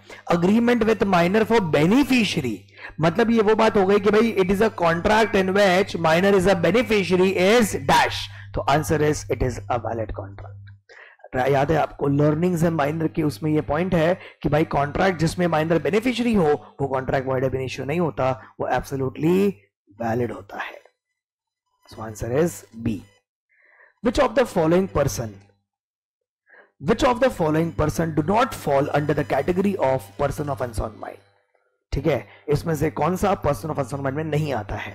drunkards, drunkards तो आते हैं, person who is under the influence of any alcohol, drugs, right? so वो person अपने सेंस में नहीं होता है, इसीलिए उसे यहाँ पे person of unsound mind बोला जाता है। lunatic and idiots again same person of unsound mind, and blind persons जो है, yes, ब्लाइंड पर्सन को हम अनसाउंड माइंड पर्सन नहीं बोलते हैं, भले ही वो पर्सन को ब्लाइंड बोल रहे हैं, लेकिन वो सेंसेस में तो है। तो आंसर इज डी, बिकॉज यहां पे अपन को पूछा है which of them do not fall under the category, so answer is D, right? Next आता है, a minor child was provided treatment in hospital by a doctor, the doctor can recover his reasonable expenses from dash. Are you getting my point? Minor child जो है वो provide, उसको treatment दी गई hospital में doctor से, अब doctor उसका पैसा, खर्चे का किससे रिकवर कर सकता है? can't recover as there was no contract, can recover from minor personally, can recover from guardians of minor, can recover from the estate of minor as it was necessary of life supplied to him. तो friends आपको पता है generally minor कभी personally liable नहीं होता है, right? So friends first option तो नहीं आएगा, can't recover as there was no contract, तो ये बात तो नहीं आएगी. Second, can recover from minor personally, तो बी पॉइंट भी नहीं आएगा बिकॉज यू नो माइनर कभी पर्सनली लायबल नहीं होता है. Can recover from guardians of minor, तो बच्चा लोग याद रखना parents guardians of minor are never ever liable for the accident by the minor, तो ये भी नहीं आएगा. लेकिन क्या आएगा? Can recover from the estate of minor, can doctor recover the amount from the property of minor? Yes, again I have to say, वो point याद आ रहा है कि minor's property is liable for the payment of necessaries. तो यहां पे भी माइनर की प्रॉपर्टी लायबल होगी बिकॉज यहां पे जो आप देख रहे हो हॉस्पिटल में ट्रीटमेंट हुई है, मतलब you know it is one of the necessaries, food, clothing, shelter, health and education. तो हेल्थ का पॉइंट यहां पे आता है इसीलिए. आगे, mister Ajit threatened to commit suicide if his wife did not execute a sale deed in favour of his sister. बहुत खतरनाक बात हो रही है यहां पे, आप समझ रहे हो. अजीत ने क्या कह दिया अपनी वाइफ को? अजीत ने अपनी वाइफ को थ्रेटन किया, डराया, धमकाया कि मैं सुसाइड कर लूंगा अगर तुमने ये जो प्रॉपर्टी है वो मेरे सिस्टर को ट्रांसफर नहीं की तो. एंड वाइफ ने क्या कर दिया? वाइफ ने वो ट्रांसफर कर दिया, प्रॉपर्टी दे दिया. या समझ रहे हो, अपने पति को बचा लिया, प्रॉपर्टी दे दिया पति के सिस्टर को, राइट? This is dash. तो बच्चों लोग आप समझ रहे हो यहां पे क्या किया है? मिस्टर अजीत ने डरा धमकाकर कॉन्ट्रैक्ट करवाया है अपनी वाइफ से. तो यहां पे ये थ्रेटन, मतलब यहां पे बात हो रहा है कोएर्जन के बारे में. यस बच्चों, आपको पता है coercion means anything which is a threat. So threat to suicide is also a coercion. And आपको पता है ना कोएर्जन का इफेक्ट क्या होता है कि वो वॉइडेबल होता है, right? So answer is voidable. ठीक है, आगे, X threatens Y, I shall kill your son if you do not contract to sell your land. ये भी threaten का केस हो गया, ये भी coercion हो गया. फिर क्या हुआ? Y enters into a contract, it is a case of dash. तो बच्चों लोग बहुत सिंपल बात है, राइट? कभी भी किसी भी तरह का थ्रेट होता है तो इसको हम coercion कहते हैं, राइट? एंड वो कॉन्ट्रैक्ट voidable होता है eight the option of suffering party. Very simple. Next, Mr. A promises to Mr. B without any intention of performing it. It is a case of dash. आप देख रहे हो A वादा कर रहा है B को, वादा तो कर रहा है लेकिन वादा पूरा करने का उसका कोई भी इरादा नहीं है. तो जब वादा पूरा करने का इरादा नहीं है तो वादा कर ही क्यों रहा है? It is a case of fraud. Because यहां पे पार्टी का इंटेंशन है सामने वाले पार्टी को चीट करने का, इसीलिए. ठीक है. Then next is if both the parties are under mistake, both the parties are under mistake as to the matter of fact essential to the contract, then contract is dash. तो friends यहां पे आप देख रहे हो क्या बात हो रही है? Both the parties are under mistake. जब दो पार्टीज जो कॉन्ट्रैक्ट कर रहे हैं, both the parties are under mistake of fact, it is called as bilateral mistake. And bilateral mistake वाले जो कॉन्ट्रैक्ट्स होते हैं, मतलब ऐसा कॉन्ट्रैक्ट जिसमें दोनों ही पार्टीज को फैक्ट, हकीकत, सच नहीं पता. समझ रहा है? जैसे ए ने बी को बोला मैं तुझे गुड्स सप्लाई करूंगा, जैसे ही गुड्स यूएसए से गुड्स आ रहे हैं, ठीक है, तो जैसे ही शिप में गुड्स आ रहे हैं, जैसे ही शिप किधर पहुंचेगा, मुंबई पोर्ट पहुंचेगा, मैं तुझे सप्लाई कर दूंगा. ऐसा प्रॉमिस किया ए ने बी को, आज किया प्रॉमिस. लेकिन फैक्ट क्या है? हकीकत तो यह है कि भैया 10 दिन पहले ही जिस शिप की ये बात कर रहा है वो 10 दिन पहले ही डूब चुका है. बताओ क्या ये फैक्ट है? हाँ. क्या ये बात ए को पता है? नहीं. क्या ये बात बी को पता है? नहीं. क्या दोनों ही पार्टी मिस्टेक में चल रहे हैं? हाँ. दोनों को क्या नहीं पता? लॉ नहीं पता कि फैक्ट नहीं पता? दोनों को फैक्ट नहीं पता. Both are under bilateral mistake of fact and वो कॉन्ट्रैक्ट क्या होता है? वॉइड होता है. याद रखना, बायलैटरल मिस्टेक ऑफ फैक्ट वाले कॉन्ट्रैक्ट्स आर वॉइड. ठीक है. So that is 48. 49, consequences of coercion, fraud, misrepresentation is that the contract is dash. Friends अगर कोएर्जन होता है, फ्रॉड होता है, मिस रिप्रेजेंटेशन होता है, तो कॉन्ट्रैक्ट क्या होता है? सो आपको पता है ये सारे जो आप देख रहे हो, इसका ये अगर आपने कॉन्ट्रैक्ट्स किए अंडर कोएर्जन मतलब डरा धमका के, फ्रॉड, मिस रिप्रेजेंटेशन, सबका जवाब है voidable. It is at the option of aggrieved party, right? Next, relationship between doctor and patients comes under dash. ये एग्जाम्पल मैंने क्लास में भी लिया है, right? This is a case of undue influence. आप सबको पता है what is undue influence, right? When a party, a person who is at a position, is creating moral pressure on another party and this party has no option but to listen to him. बात समझ में आ रहा है? सो बच्चा लोग इसको अपन क्या बोलेंगे? अनड्यू इन्फ्लुएंस बोलेंगे. अपने पास कोई ऑप्शन ही नहीं बचा बट उसकी बात सुननी पड़ेगी बिकॉज वो ऐसे क्या है, ऐसे पोजीशन पे है. सो इसको अपन बोलते हैं undue influence. Are you getting my point? So answer is B, undue influence. Right, done. So I hope बच्चा लोग इतना सबको समझ में आ चुका है. इसी तरीके से रिविजन चलेगा. Right, I hope this questions are useful. बहुत ही काम के कॉन्सेप्चुअल बेसिस पे ये क्वेश्चन हमने सिलेक्ट किया है. ठीक है, चलो. सो फ्रेंड्स, नेक्स्ट क्वेश्चन क्या कह रहा है? नेक्स्ट क्वेश्चन कह रहा है, a student agrees under the pressure to gift his entire property to his education guru, to his teacher basically. Such a contract can be set aside on the grounds of dash. आप देख रहे हो यहाँ पे clearly बोला है, student agrees to gift his entire property to his teacher under a pressure. यहां पे प्रेशर वर्ड यूज किया है. सो आप सबको पता है यहां पे such a contract can be set aside. इस कॉन्ट्रैक्ट को हम सेट असाइड कर सकते हैं on the grounds of dash. What, by what reason? तो बच्चा लोग answer is obviously undue influence. Because आपको पता है अनड्यू इन्फ्लुएंस में टीचर स्टूडेंट का रिलेशन भी आता है. That is teacher is at a position, creates the moral pressure on student and student has no option but to listen to teacher. This is undue influence and ये contract voidable होते हैं. राइट, yes. Next, when a person asserts something which is not true as true but he believes it to be true, his assertion amounts to dash. आप समझ रहे हो friends क्या बोला है? a person asserts something, मतलब पर्सन ने कुछ चीज बोली है which is not true. सब ठीक है, मतलब person gave a false statement basically, right? And he believes it to be true. So person is giving a false statement, गलत स्टेटमेंट दे रहा है, लेकिन उसके ओपिनियन में वो स्टेटमेंट क्या है? ट्रू है. तो इस assertion को हम क्या बोलेंगे friends? This is called as, yes obviously. अब तक उसका इंटेंशन नहीं है चीट करने का ना, therefore it is misrepresentation. भले ही उसने false statement दिया है, लेकिन उसे वो false statement दिया है, लेकिन उसे ट्रू समझ के दिया ना, उसका इंटेंशन नहीं है किसी को मिसलीड करने का, therefore it is misrepresentation. It is innocently done, right? Next, in order to sustain an action for deceit, there must be proof of dash. Come on friends, क्या बोला इधर? Action for deceit. Deceit मतलब cheat. तो यहां पे in order to sustain an action for cheat, आपको अगर cheat करने के लिए किसी के ऊपर एक्शन लेना है तो आपके पास प्रूफ होना चाहिए किस चीज का?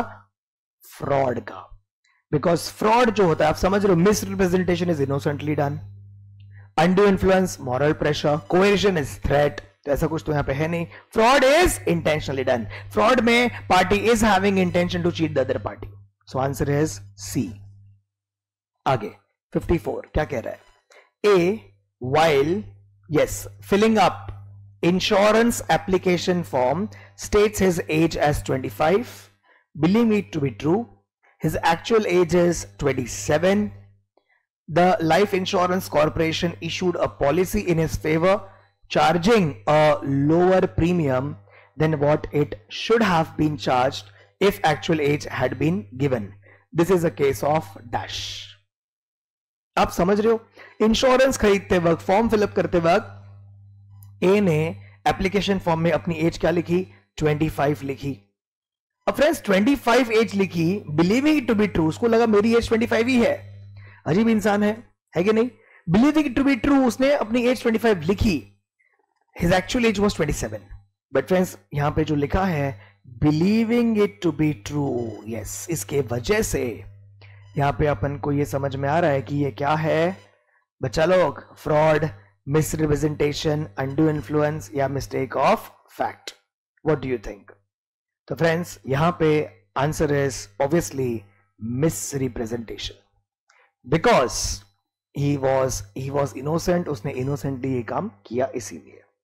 Then contract made by mistake of Indian law is dash. आपको पता है वहां पे हम लोग 2 पार्ट्स पढ़ते हैं मिस्टेक ऑफ लॉ में, Indian law and foreign law. तो बच्चा लोग mistake under Indian law is not excusable and therefore it is valid, मतलब इट इज एनफोर्सेबल.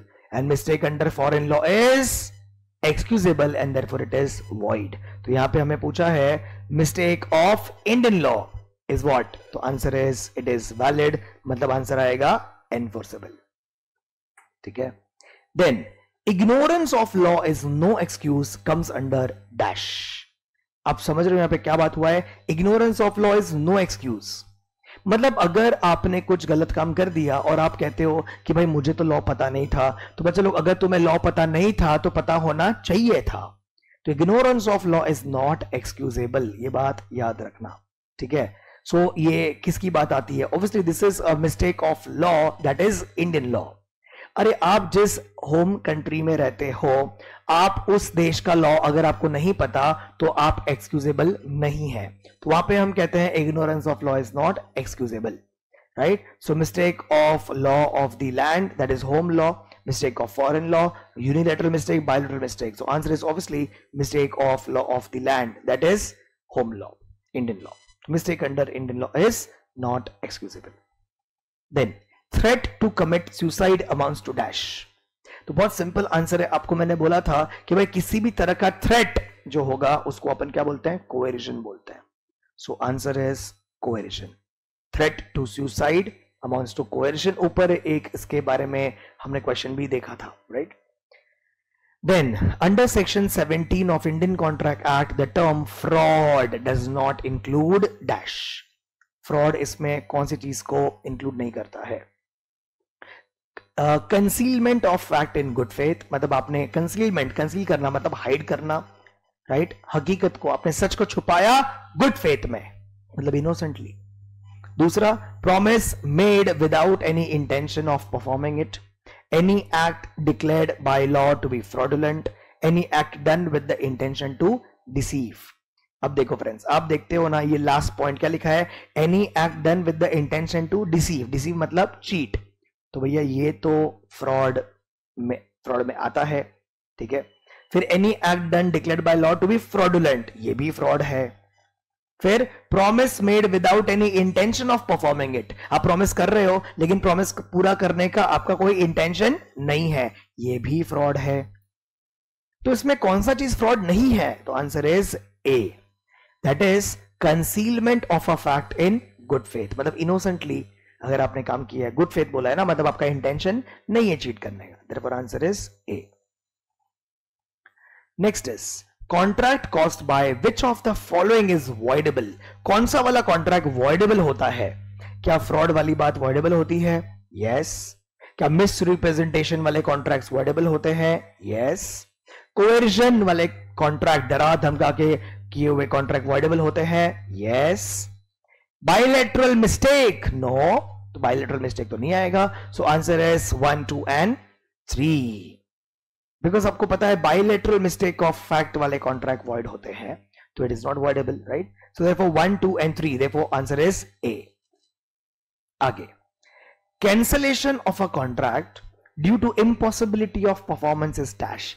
आप सबको पता है impossibility of performance of contract क्या होता है. ये भी एक असेंशियल एलिमेंट है फॉर अ वैलिड कॉन्ट्रैक्ट, कि भाई आप जो कॉन्ट्रैक्ट करोगे, आप जो अग्रीमेंट करोगे, उसकी परफॉर्मेंस कैसी होनी चाहिए?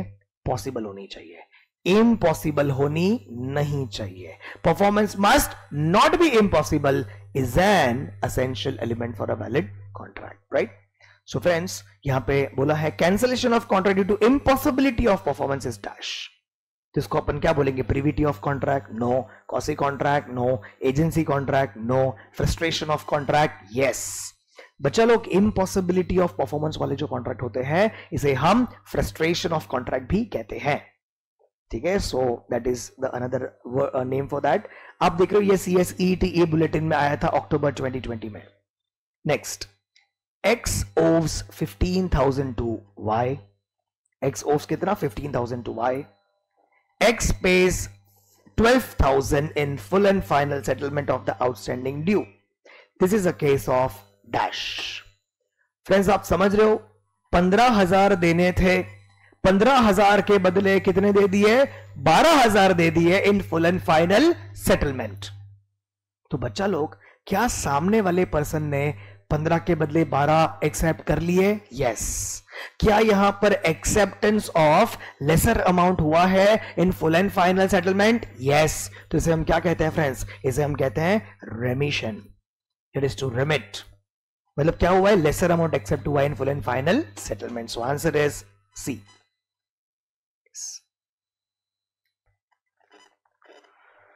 चलो next question is when parties agree to cancel the contract it is called dash.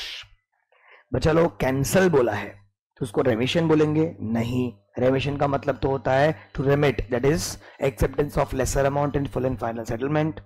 फिर आता है रेसिशन। रेसिशन का मतलब होता है to resign, means to cancel. तो आंसर इज ऑब्वियसली बी। फिर देख रहे हो थर्ड ऑप्शन में क्या दिया है, नोवेशन। नोवेशन का मतलब होता है to substitute, and D option is alteration, that is to change. ठीक है, so answer is B. Then 63, the term novation means dash. अभी भी मैंने आपको बताया नोवेशन का मतलब क्या होता है, सब्स्टिट्यूशन, टू सब्स्टिट्यूट। बहुत ही कॉमन वर्ड है जो यूज होता है, so answer is substitute. Then when the contract is discharged, आपको याद होगा ये हम लोग यूनिट 5 में पढ़ते हैं, डिस्चार्ज ऑफ कॉन्ट्रैक्ट। कौन कौन से रीजंस के वजह से कॉन्ट्रैक्ट डिस्चार्ज होता है, खत्म हो जाता है? तो first is by mutual agreement. Yes, contract के दोनों ही पार्टीज जब आपस में म्यूचुअली डिसाइड करते हैं टू कैंसिल द कॉन्ट्रैक्ट, तो contract is discharged. Number 2, actual performance. Yes, मतलब जब कॉन्ट्रैक्ट करने के बाद पार्टी ने ऑलरेडी अपना अपना ऑब्लिगेशन परफॉर्म कर लिया है ऑलरेडी, तो it is called as contract is discharge by performance. Then impossibility of performance. Yes, बच्चा लोग अगर आप ऐसा अग्रीमेंट करोगे जिसकी परफॉर्मेंस क्या है, इम्पॉसिबल है, तो भी contract comes to an end. Therefore answer is all of the above. Next, Sharma promised to teach Verma for the preparation of an examination. Sharma dies. In this case, dash. Promise किया है, agreement किया है to teach Verma for the preparation of an examination. But now Sharma dies, teacher dies. In this case, dash. मतलब आप देख रहे हो यहाँ पे promiser की death हो चुकी है। तो in that case, क्या legal representative of Sharma can be forced to perform the promise? Verma can claim damages. Agreement is voidable at the option of Verma. The contract comes to an end. What do you think? तो friends आप देख रहे हो यहाँ पे teacher है, right? तो यहाँ पे टीचर में can performance can be demanded from legal representative? तो आंसर इज नो, बिकॉज यहाँ पे परफॉर्मेंस के लिए क्या जरूरी है, personal skill and talent is required. Therefore A तो आंसर में नहीं है। Verma can claim damages, agreement is voidable, तो आंसर इज यहाँ पे वॉइडेबल भी नहीं आता है। तो बचा क्या, B and D. What do you think friends, in case of death क्या होगा, कैन वर्मा क्लेम डैमेजेस? तो यहां पे answer is no, answer is D. Generally we say in case of death and insanity legal representatives can perform, लेकिन आप देख रहे हो यहां पे क्या हुआ है, generally legal representatives can perform, हम ऐसा कहते हैं ना, यस। लेकिन अगर personal skill and talent required होगा तो कॉन्ट्रैक्ट खत्म हो जाएगा, and because nobody can perform in his behalf. Then as per Indian Contract Act 1872, the question, what is the proper time to perform, what is the proper place for performance of contract? In each particular case, dash. भैया contract जो है आप देख रहे हो CSET नवंबर 21 exam में आया है कि भाई कॉन्ट्रैक्ट की परफॉर्मेंस कौन से टाइम पे होनी चाहिए, कौन सी जगह पे होनी चाहिए। तो कहना है से वो तो कॉन्ट्रैक्ट टू कॉन्ट्रैक्ट डिफर करता है, वो तो डिपेंड करता है आपने क्या एग्री किया है, कैसे परफॉर्म करना है, कौन से टाइम पे, है कि नहीं।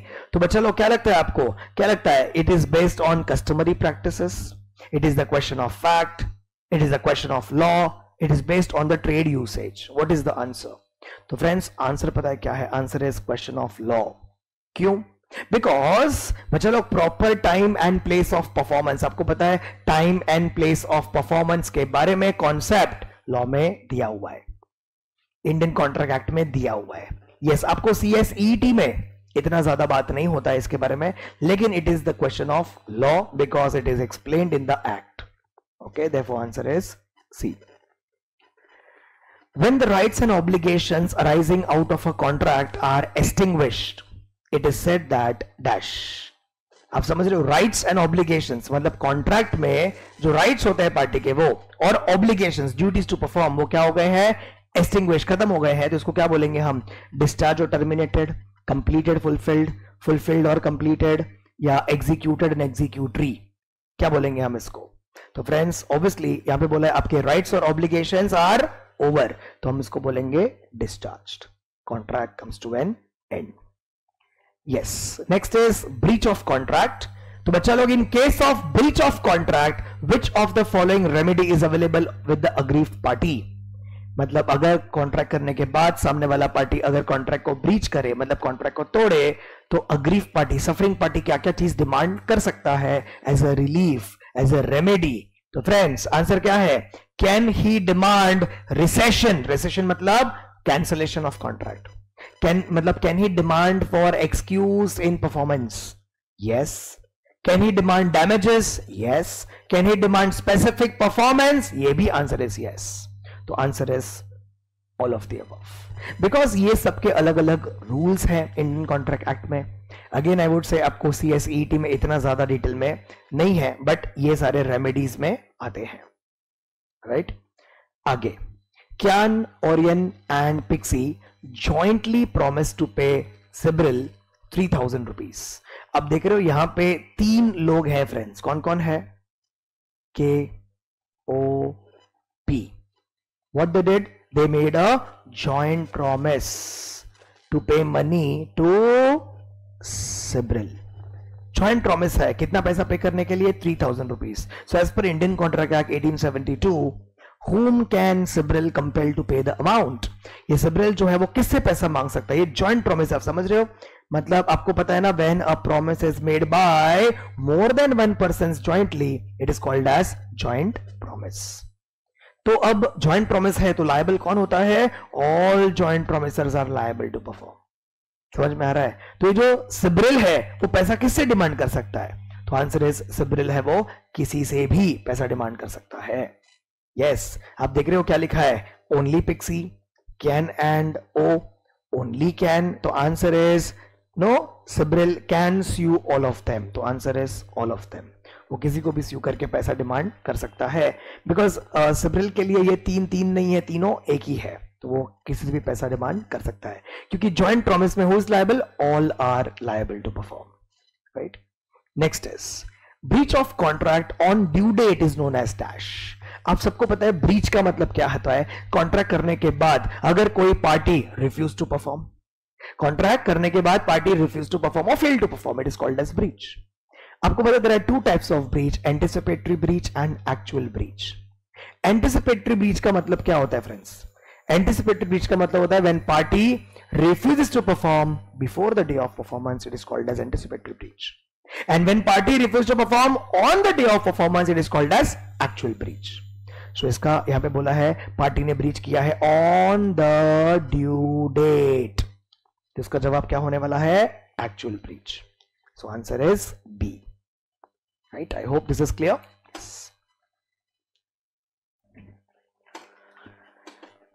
So friends, next question is, where there is an infringement of a contractual right but no actual loss has been suffered, the court will award dash. देखो friends, infringement of contractual right, आप बोलोगे sir हम छोटे छोटे बच्चे CSET के, आप क्या बड़े बड़े वर्ड्स लेके आए हो। देखो फ्रेंड्स, एग्जाम के दिन सरप्राइज मिले, एग्जाम के दिन स्टंट ना मारो, इसीलिए ये सब है। प्लीज देखो, अभी डिफिकल्टी सहना अच्छा है, एग्जाम के दिन डिफिकल्ट नहीं लगेगा। Where there is an infringement of contractual right, infringement मतलब आपने किसी के राइट को अफेक्ट किया, किसी के आपने किसी चीज को अफेक्ट किया, आपने कोई चीज का नॉन कंप्लायंस किया, ठीक है, आपने कॉन्ट्रेक्चुअल राइट को इन्फ्रिंज किया, but no actual loss has been suffered, मतलब आपने भले ही किसी के राइट को अफेक्ट किया लेकिन उन्हें एक्चुअल में कुछ लॉस हुआ नहीं है।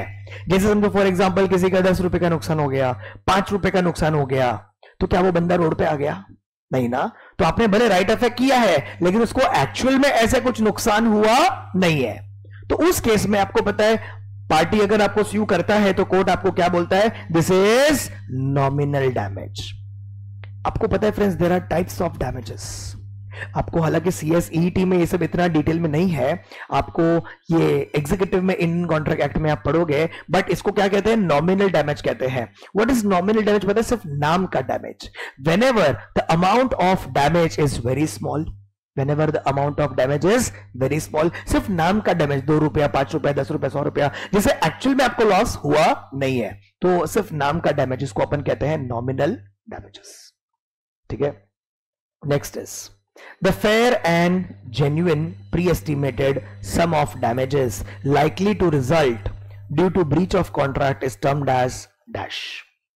आप समझ रहे हो इसमें क्या बोला जाता है? मतलब यहां पे ऐसा बोला है, fair and genuine pre estimated sum of damages likely to result due to breach of contract. आपको पता है अपन ने ब्रीच ऑफ कॉन्ट्रैक्ट में एक टॉपिक पढ़ा है, liquidated damages and penalty, right?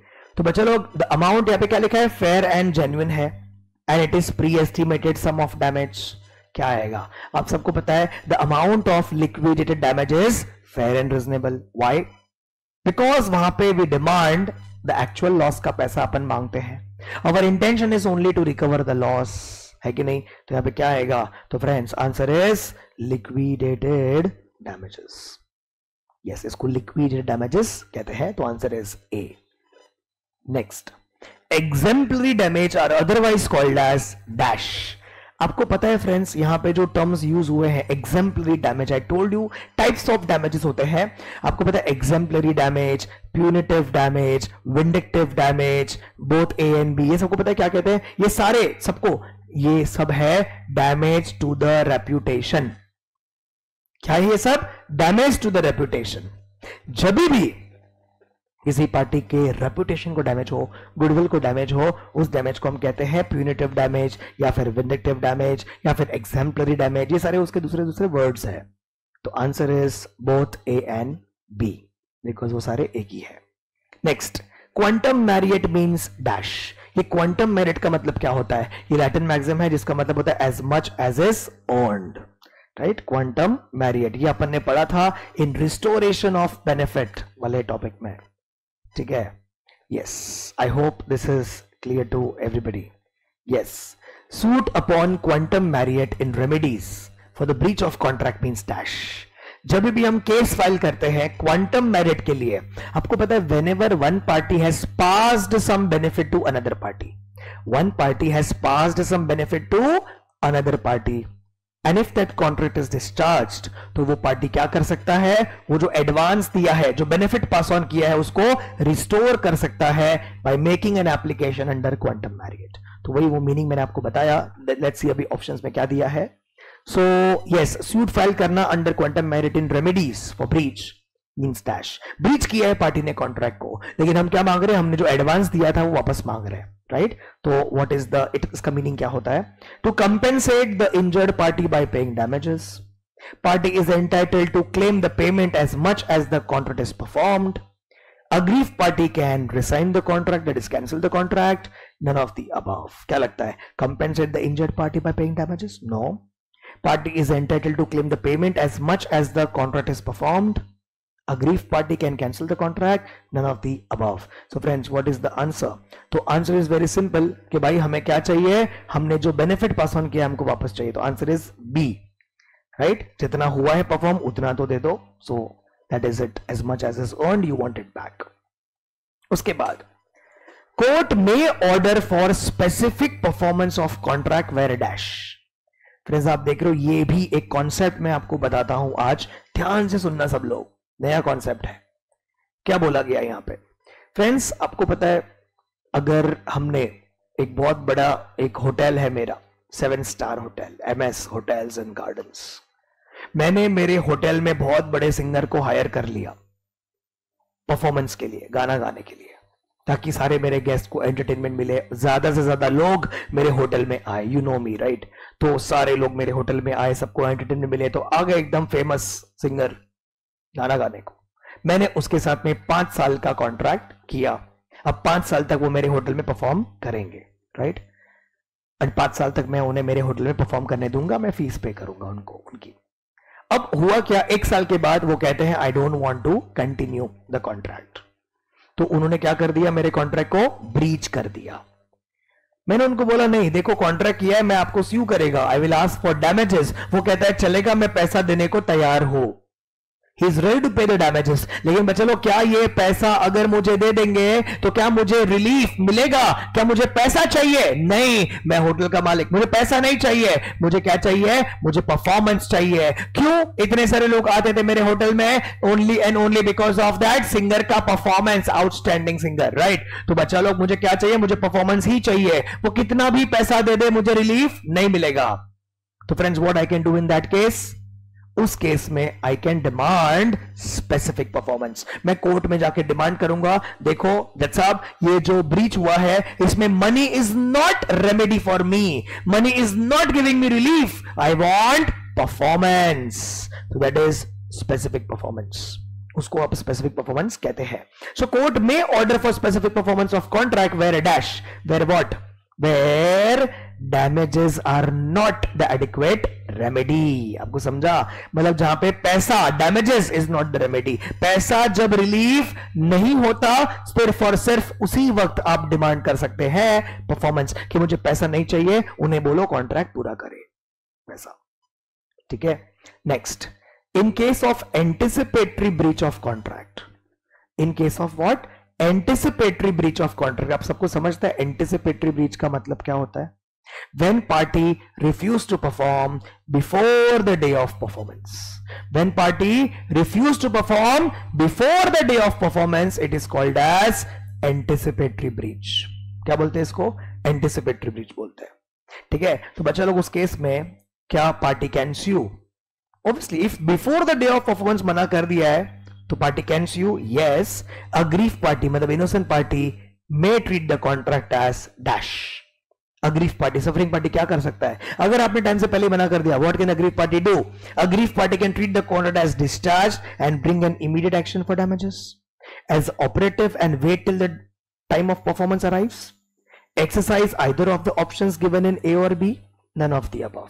मेरा सवाल यह है कि भाई ये जो इनोसेंट पार्टी है, कैन स्यू, क्या इनोसेंट पार्टी स्यू कर सकता है? तो स्यू तो कर सकता है। मुझे बताओ कब स्यू कर सकता है? कब स्यू कर सकता है? कम ऑन, इमीडिएटली स्यू कर सकता है या फिर he will have to wait for the day of performance? तो बच्चा लोग आंसर इज इमीडिएटली स्यू कर सकता है without waiting for the day of performance. Yes, तो answer is A. Yes, with immediate action ले सकता है, आपको परफॉर्मेंस के लिए वेट करने की जरूरत नहीं है, बिकॉज वो ऑलरेडी आपको मना कर चुका है इसीलिए। Then person who is not an Indian citizen is an alien. Obviously हम लॉ को फॉरेनर्स को एलियन कहते हैं लॉ में। Contract with alien friend subject to certain restrictions are dash. अगर आप एलियन फ्रेंड के साथ कॉन्ट्रैक्ट करेंगे तो ऑब्वियसली कॉन्ट्रैक्ट इज वैलिड, क्योंकि alien enemy is disqualified, alien friend is not disqualified, right?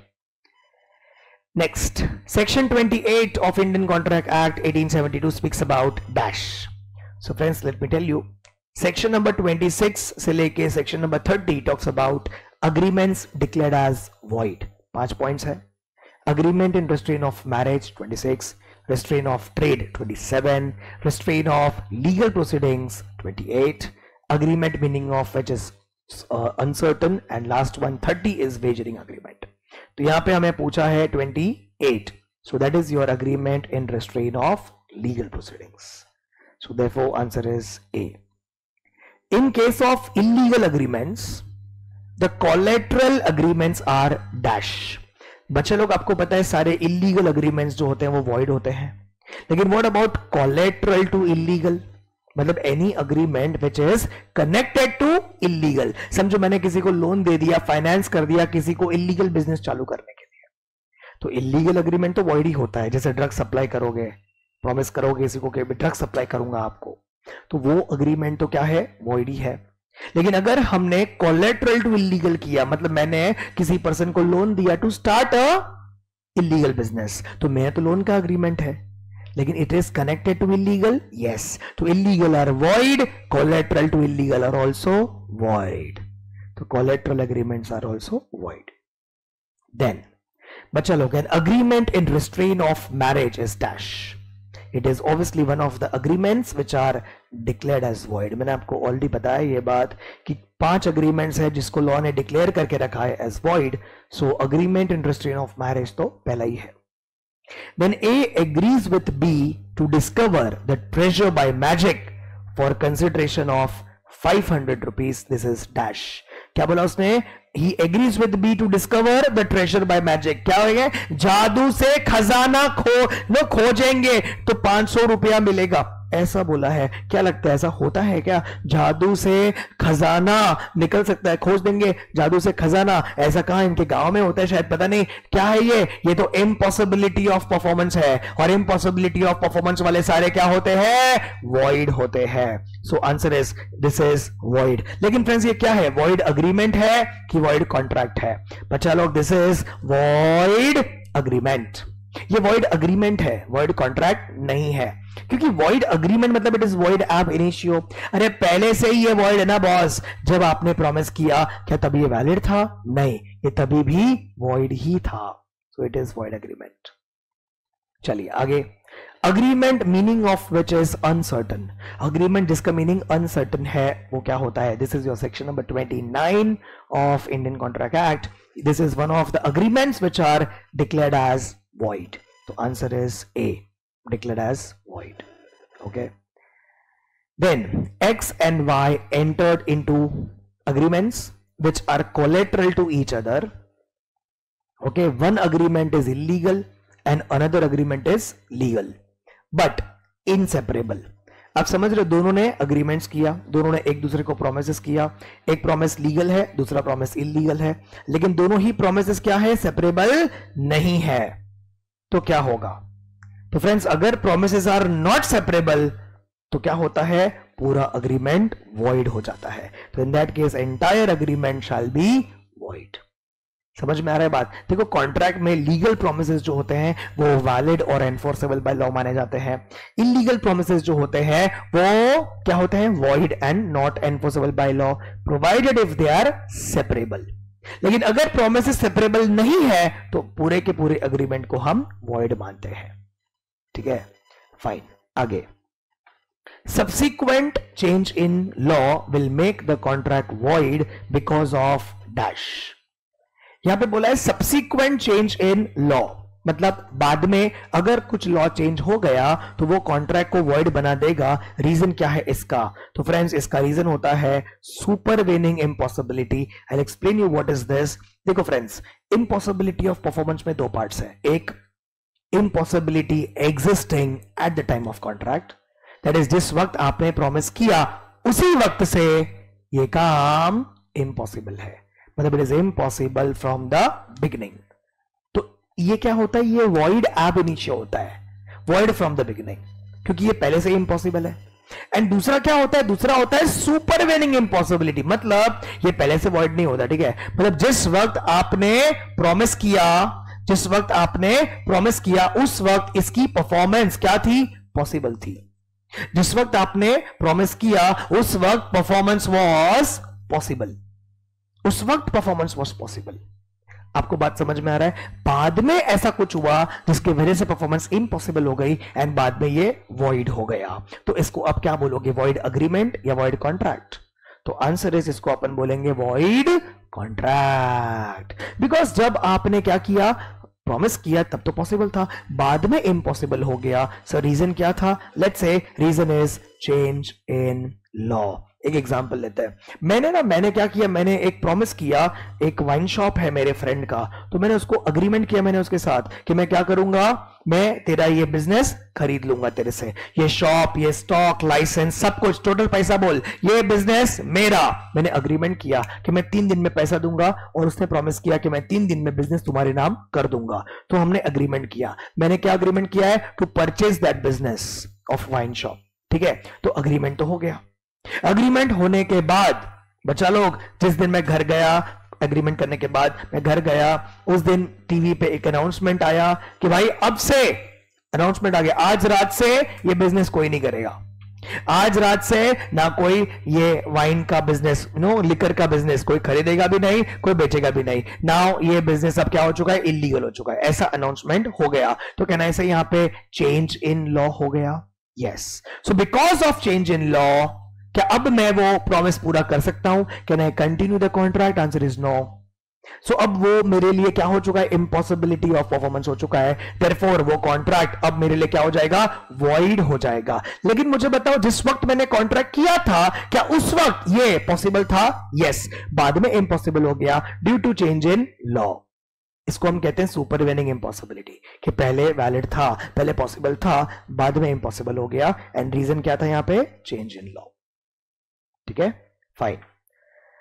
आगे next is an unenforceable contract is one which dash. अभी आपको पता है unenforceable contract is one of the types of contract. Unenforceable contract आप देख रहे हो क्या वर्ड यूज हुआ है वहां पे, कॉन्ट्रैक्ट वर्ड यूज हुआ है। मतलब ये कॉन्ट्रैक्ट तो है लेकिन अनएनफोर्सेबल है, मतलब it is a contract which is not enforceable by law due to technical defect in the contract.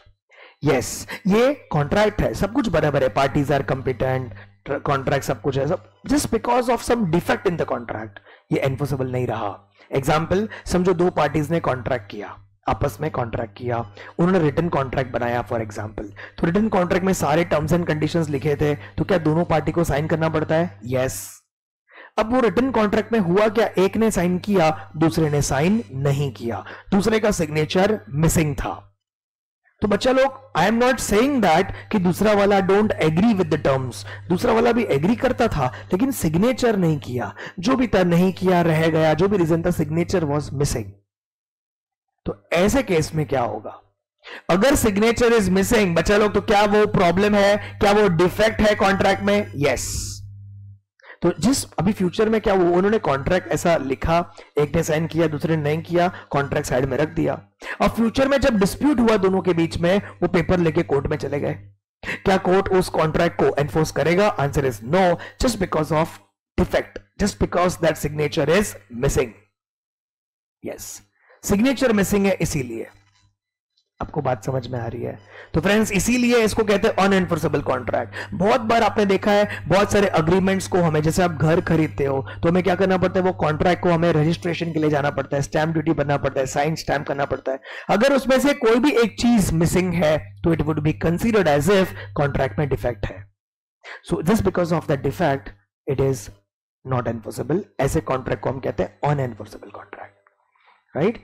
सो आप देख रहे हो यहां पे ऑप्शन क्लियरली आपको दिख रहा है, a contract which is void from the beginning, contract which can not be enforced because of the certain technical defects, a contract which is made without legal consideration. So बच्चा लोग यहां पे answer आएगा B.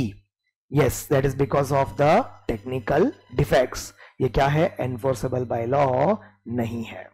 So that is the answer. Next is X promises Y that X can get him by successful in getting the post of an accountant in a government office। आप समझ रहे हो क्या हुआ है, X ने Y को promise किया है कि मैं तुम्हें अकाउंटेंट की पोस्ट दिलवाऊंगा in a government office if he pays 2 lakh rupees. Are you getting my point? Yes, मैं आपको गवर्नमेंट ऑफिस में अकाउंटेंट का जॉब दिलवाऊंगा अगर आपने 2 लाख रुपए मुझे दिया तो।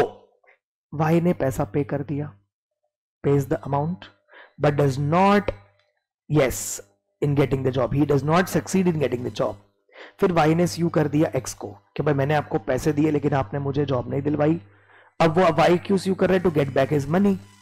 डिसाइड डैश क्या होगा। आपको पता है फ्रेंड्स, ये जो बात हो रही है ये अपोज टू पब्लिक पॉलिसी है, right? Since the contract is void on the ground of opposed to public policy, मैंने आपको बोला Y cannot get the money back। Y can get the money back along with damages decided by third party। The contract is valid and Y can get the money back।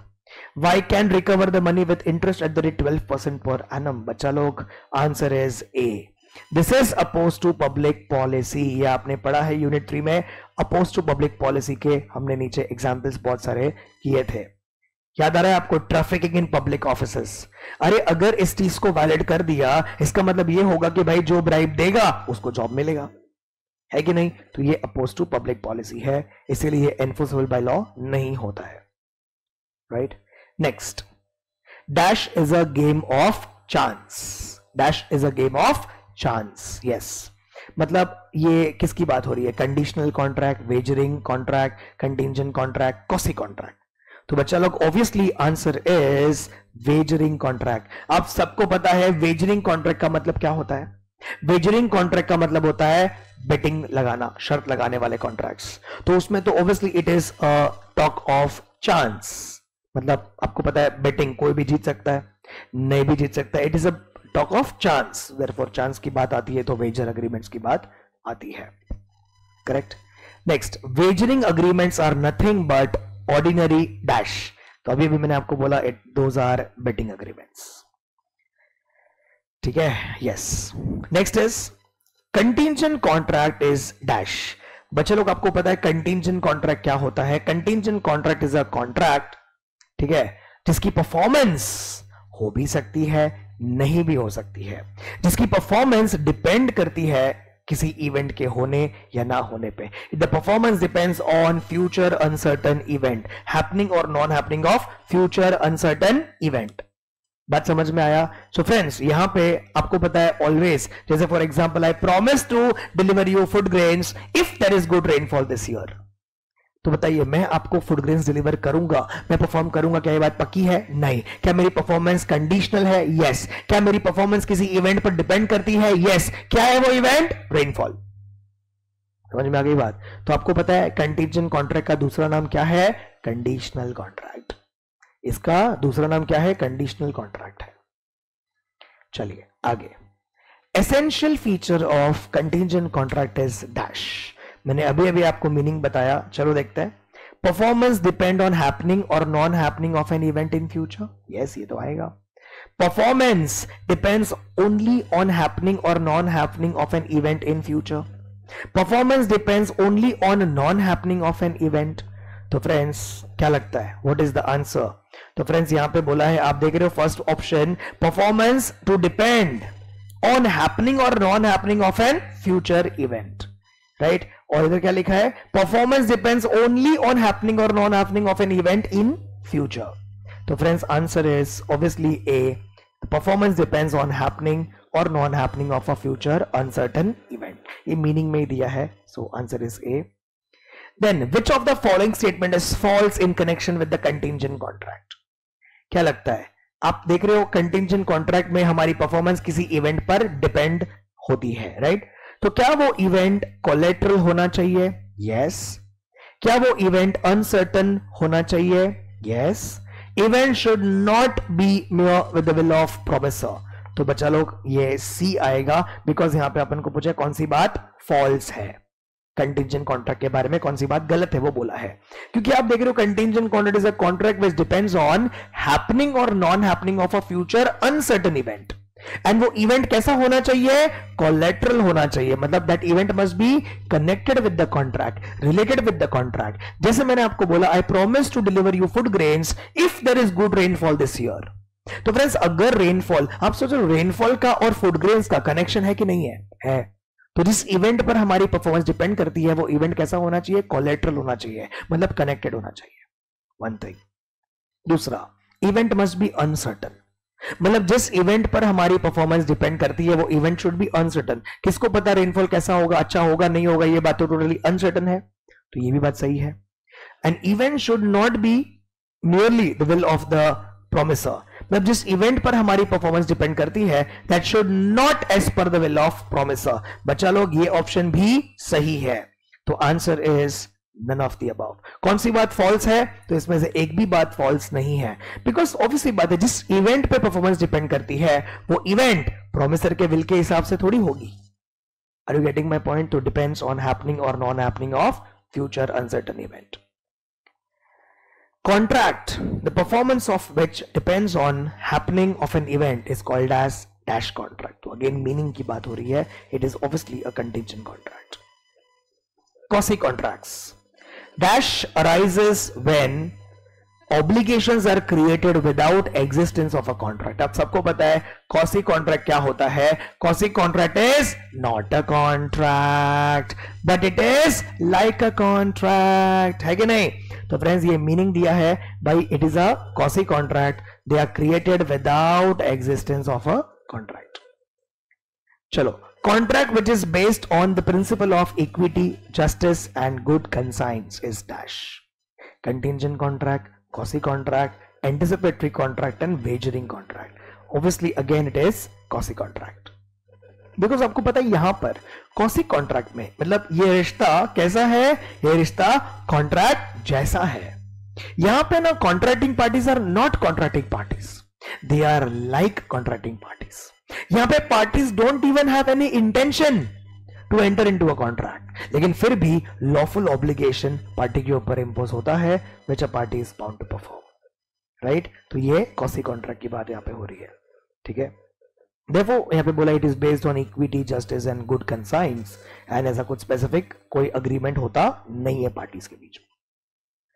Principal which does not allow a person to retain unjust benefit at the expense of another is known as, again it is quasi contract. Example मैं आपको देता हूं। Let's say मैं रास्ते से जा रहा था, मुझे नीचे से एक सामान मिला और मैंने सामान उठा लिया। आपको पता है मैंने अगर सामान उठा लिया तो मैं क्या बन गया? I became finder of goods. क्या ये गुड्स मेरा हो गया? नहीं। क्या ये गुड्स को मैंने अपने पास रखा है? हाँ। लेकिन अब अगर रियल ओनर आ गया, इस गुड्स का रियल मालिक आ गया, तो क्या मुझे ये गुड्स लौटाने पड़ेंगे? यस। अगर मैं ना लौटाऊं तो क्या वो मुझे स्यू कर सकता है? Yes, he can sue me। क्या मेरे ऊपर लॉफुल ऑब्लिगेशन आ गया है to return the goods? Yes. अगर मैं नहीं लौटाऊंगा क्या वो मुझे स्यू करेगा? यस। क्या I am bound to return this? Yes. This bound, this burden of lawful obligation is quasi contractual obligation. So therefore यहां पे लिखा है ना, क्या लिखा है? This is based on the principle, yes, which does not allow a person to retain unjust benefit। मतलब आपका नहीं था तो आप उसको नहीं रख सकते at the expense of another। समझ रहा है? दूसरे का नुकसान करके आपने रिटेन कर लिया, होल्ड कर लिया, तो आपका ये नहीं हो सकता। This is quasi contract. Then dash arises obligation where no contract is actually entered by the parties. मैंने बोला ना यहां पे एक्चुअल में कॉन्ट्रैक्ट होता है क्या बिटवीन पार्टीज? नहीं, not a contract but it is like a contract, it is obviously quasi contract. Then a finder of goods can dash, मैंने अभी अभी आपको एग्जांपल लिया। फाइंडर ऑफ गुड्स पता है आपको एक सर्कमस्टांसेस है कॉसी कॉन्ट्रैक्ट का, ठीक है? फाइंडर ऑफ गुड्स, जो मुझे सामान मिला है वो मैं finder, right? Can file a sue to recover his expenses, sell the goods if he likes, can sue for reward if any, none of the above. क्या कर सकता हूं मैं? फ्रेंड्स आपको पता है बहुत सिंपल बात है, मैंने अगर मुझे सामान मिला है तो क्या इस सामान का ध्यान रखना मेरा ड्यूटी है? हाँ। अगर मैं इस सामान का ध्यान रख रहा हूं, ध्यान रखने में मेरा अगर कुछ खर्चा हो जाता है, क्या वो खर्चा मैं रिकवर कर सकता हूं रियल ओनर से? यस। तो friends answer is file a suit to recover his expenses. देखो हर एक इंसान को अपना लॉस रिकवर करने का राइट होता है, so answer is A. But however आपको कॉसी कॉन्ट्रैक्ट में फाइंडर ऑफ गुड्स होता है, इतना आपको याद रखना है। Next, minor can be appointed as an agent. Agency की बात हो रही है, प्रिंसिपल, एजेंट, थर्ड पार्टी, याद है आपको ये relation, principal, agent and third party. Agent acts on behalf of principal, right? तो क्या माइनर को हम एजेंट बना सकते हैं? तो friends answer is yes, minor can become a partner, minor can become an agent but only for benefits, right? तो वो एजेंट बन तो सकता है, तो yes, minor can be appointed, valid. Dash is a person who is employed to bring his principal into contractual relation with third parties। कौन है वो पर्सन जिसको अपॉइंट किया गया है to bring his principal? That is obviously agent. बच्चा लोग, agent को रखा गया है किस चीज के लिए? ताकि वो कॉन्ट्रैक्ट कर सके अपने प्रिंसिपल के बिहाफ पे। तो answer is obviously an agent. Then a contract of agency में बी क्रिएटेड बाय डैश। मतलब यहां पे बात हो रहा है मोड्स ऑफ एजेंसी के बारे में। क्या लगता है? By express agreement, by implied agreement, by ratification या all of the above? Answer is all of the above, because ये सारे ही क्या है? मोड्स ऑफ एजेंसी है। ठीक है. Then the period of limitation for simple contract in India is dash. Friends यहां पे पूछा गया है लिमिटेशन एक्ट के बारे में. आपको याद है time limit, limitation act. Yes, क्या टाइम लिमिट था? तो बच्चा लोग, in India the limitation time is 3 years. So answer is 3 years. याद है आपको 3 years ओवर, एवरीथिंग ओवर हमने बात किया है. ठीक है. Then which of the following is a class of agent? General agent, special agent. So answer is both. तो ऐसा कुछ नहीं है आपको इतना. Then contract of guarantee. How many contracts are there in a contract of guarantee? अगर आपको example याद है, मैंने आपको बोला था there are 3 parties. याद है आपको? So there are 3 parties और 3 parties के बीच में होने चाहिए 2 टाइप के कॉन्ट्रैक्ट. एक तो contingent contract and दूसरा contract of indemnity. This together called as contract of guarantee. So there are 2 types of contracts between 3 parties. Then बच्चा लोग, A advances a loan of 5,000 to B and C promises A that if B does not repay the loan, C will do so. मतलब यहां पे C क्या बन चुका है? Guarantor बन चुका है, मतलब श्योरिटी बन चुका है इनके लोन के लिए. This is contract of guarantee. Here B is dash, B is dash, A is a creditor and C is a guarantor, surety. So friends, B को आप क्या बोलोगे? Obviously B will be called as principal debtor because loan उसने लिया है, right? ये भी देखो CSET जनवरी 2022 में ये क्वेश्चन कवर किया था. Yes, and the last question for this series, for this chapter is person giving guarantee is called as dash. जो गारंटी देता है उसको अपन क्या बोलते हैं? Obviously उसको हम श्योरिटी बोलते हैं, that is guarantor बोलते हैं, right? So friends, ये आपका इंडियन कॉन्ट्रैक्ट एक्ट के क्वेश्चंस थे. यहाँ पे आपका योद्धा सीरीज के MCQs का सेशन यहाँ पे इस चैप्टर के लिए सिर्फ खत्म होता है. Please watch all the subjects. If you like this video, सिर्फ आप कमेंट में थैंक यू बोल देना. That is all what we expect from you. All the best for your exams. मेरा और एक चैप्टर आने वाला है, elements of company law. Please watch that. Follow learning time table. All the very best for your exams. Thank you so much.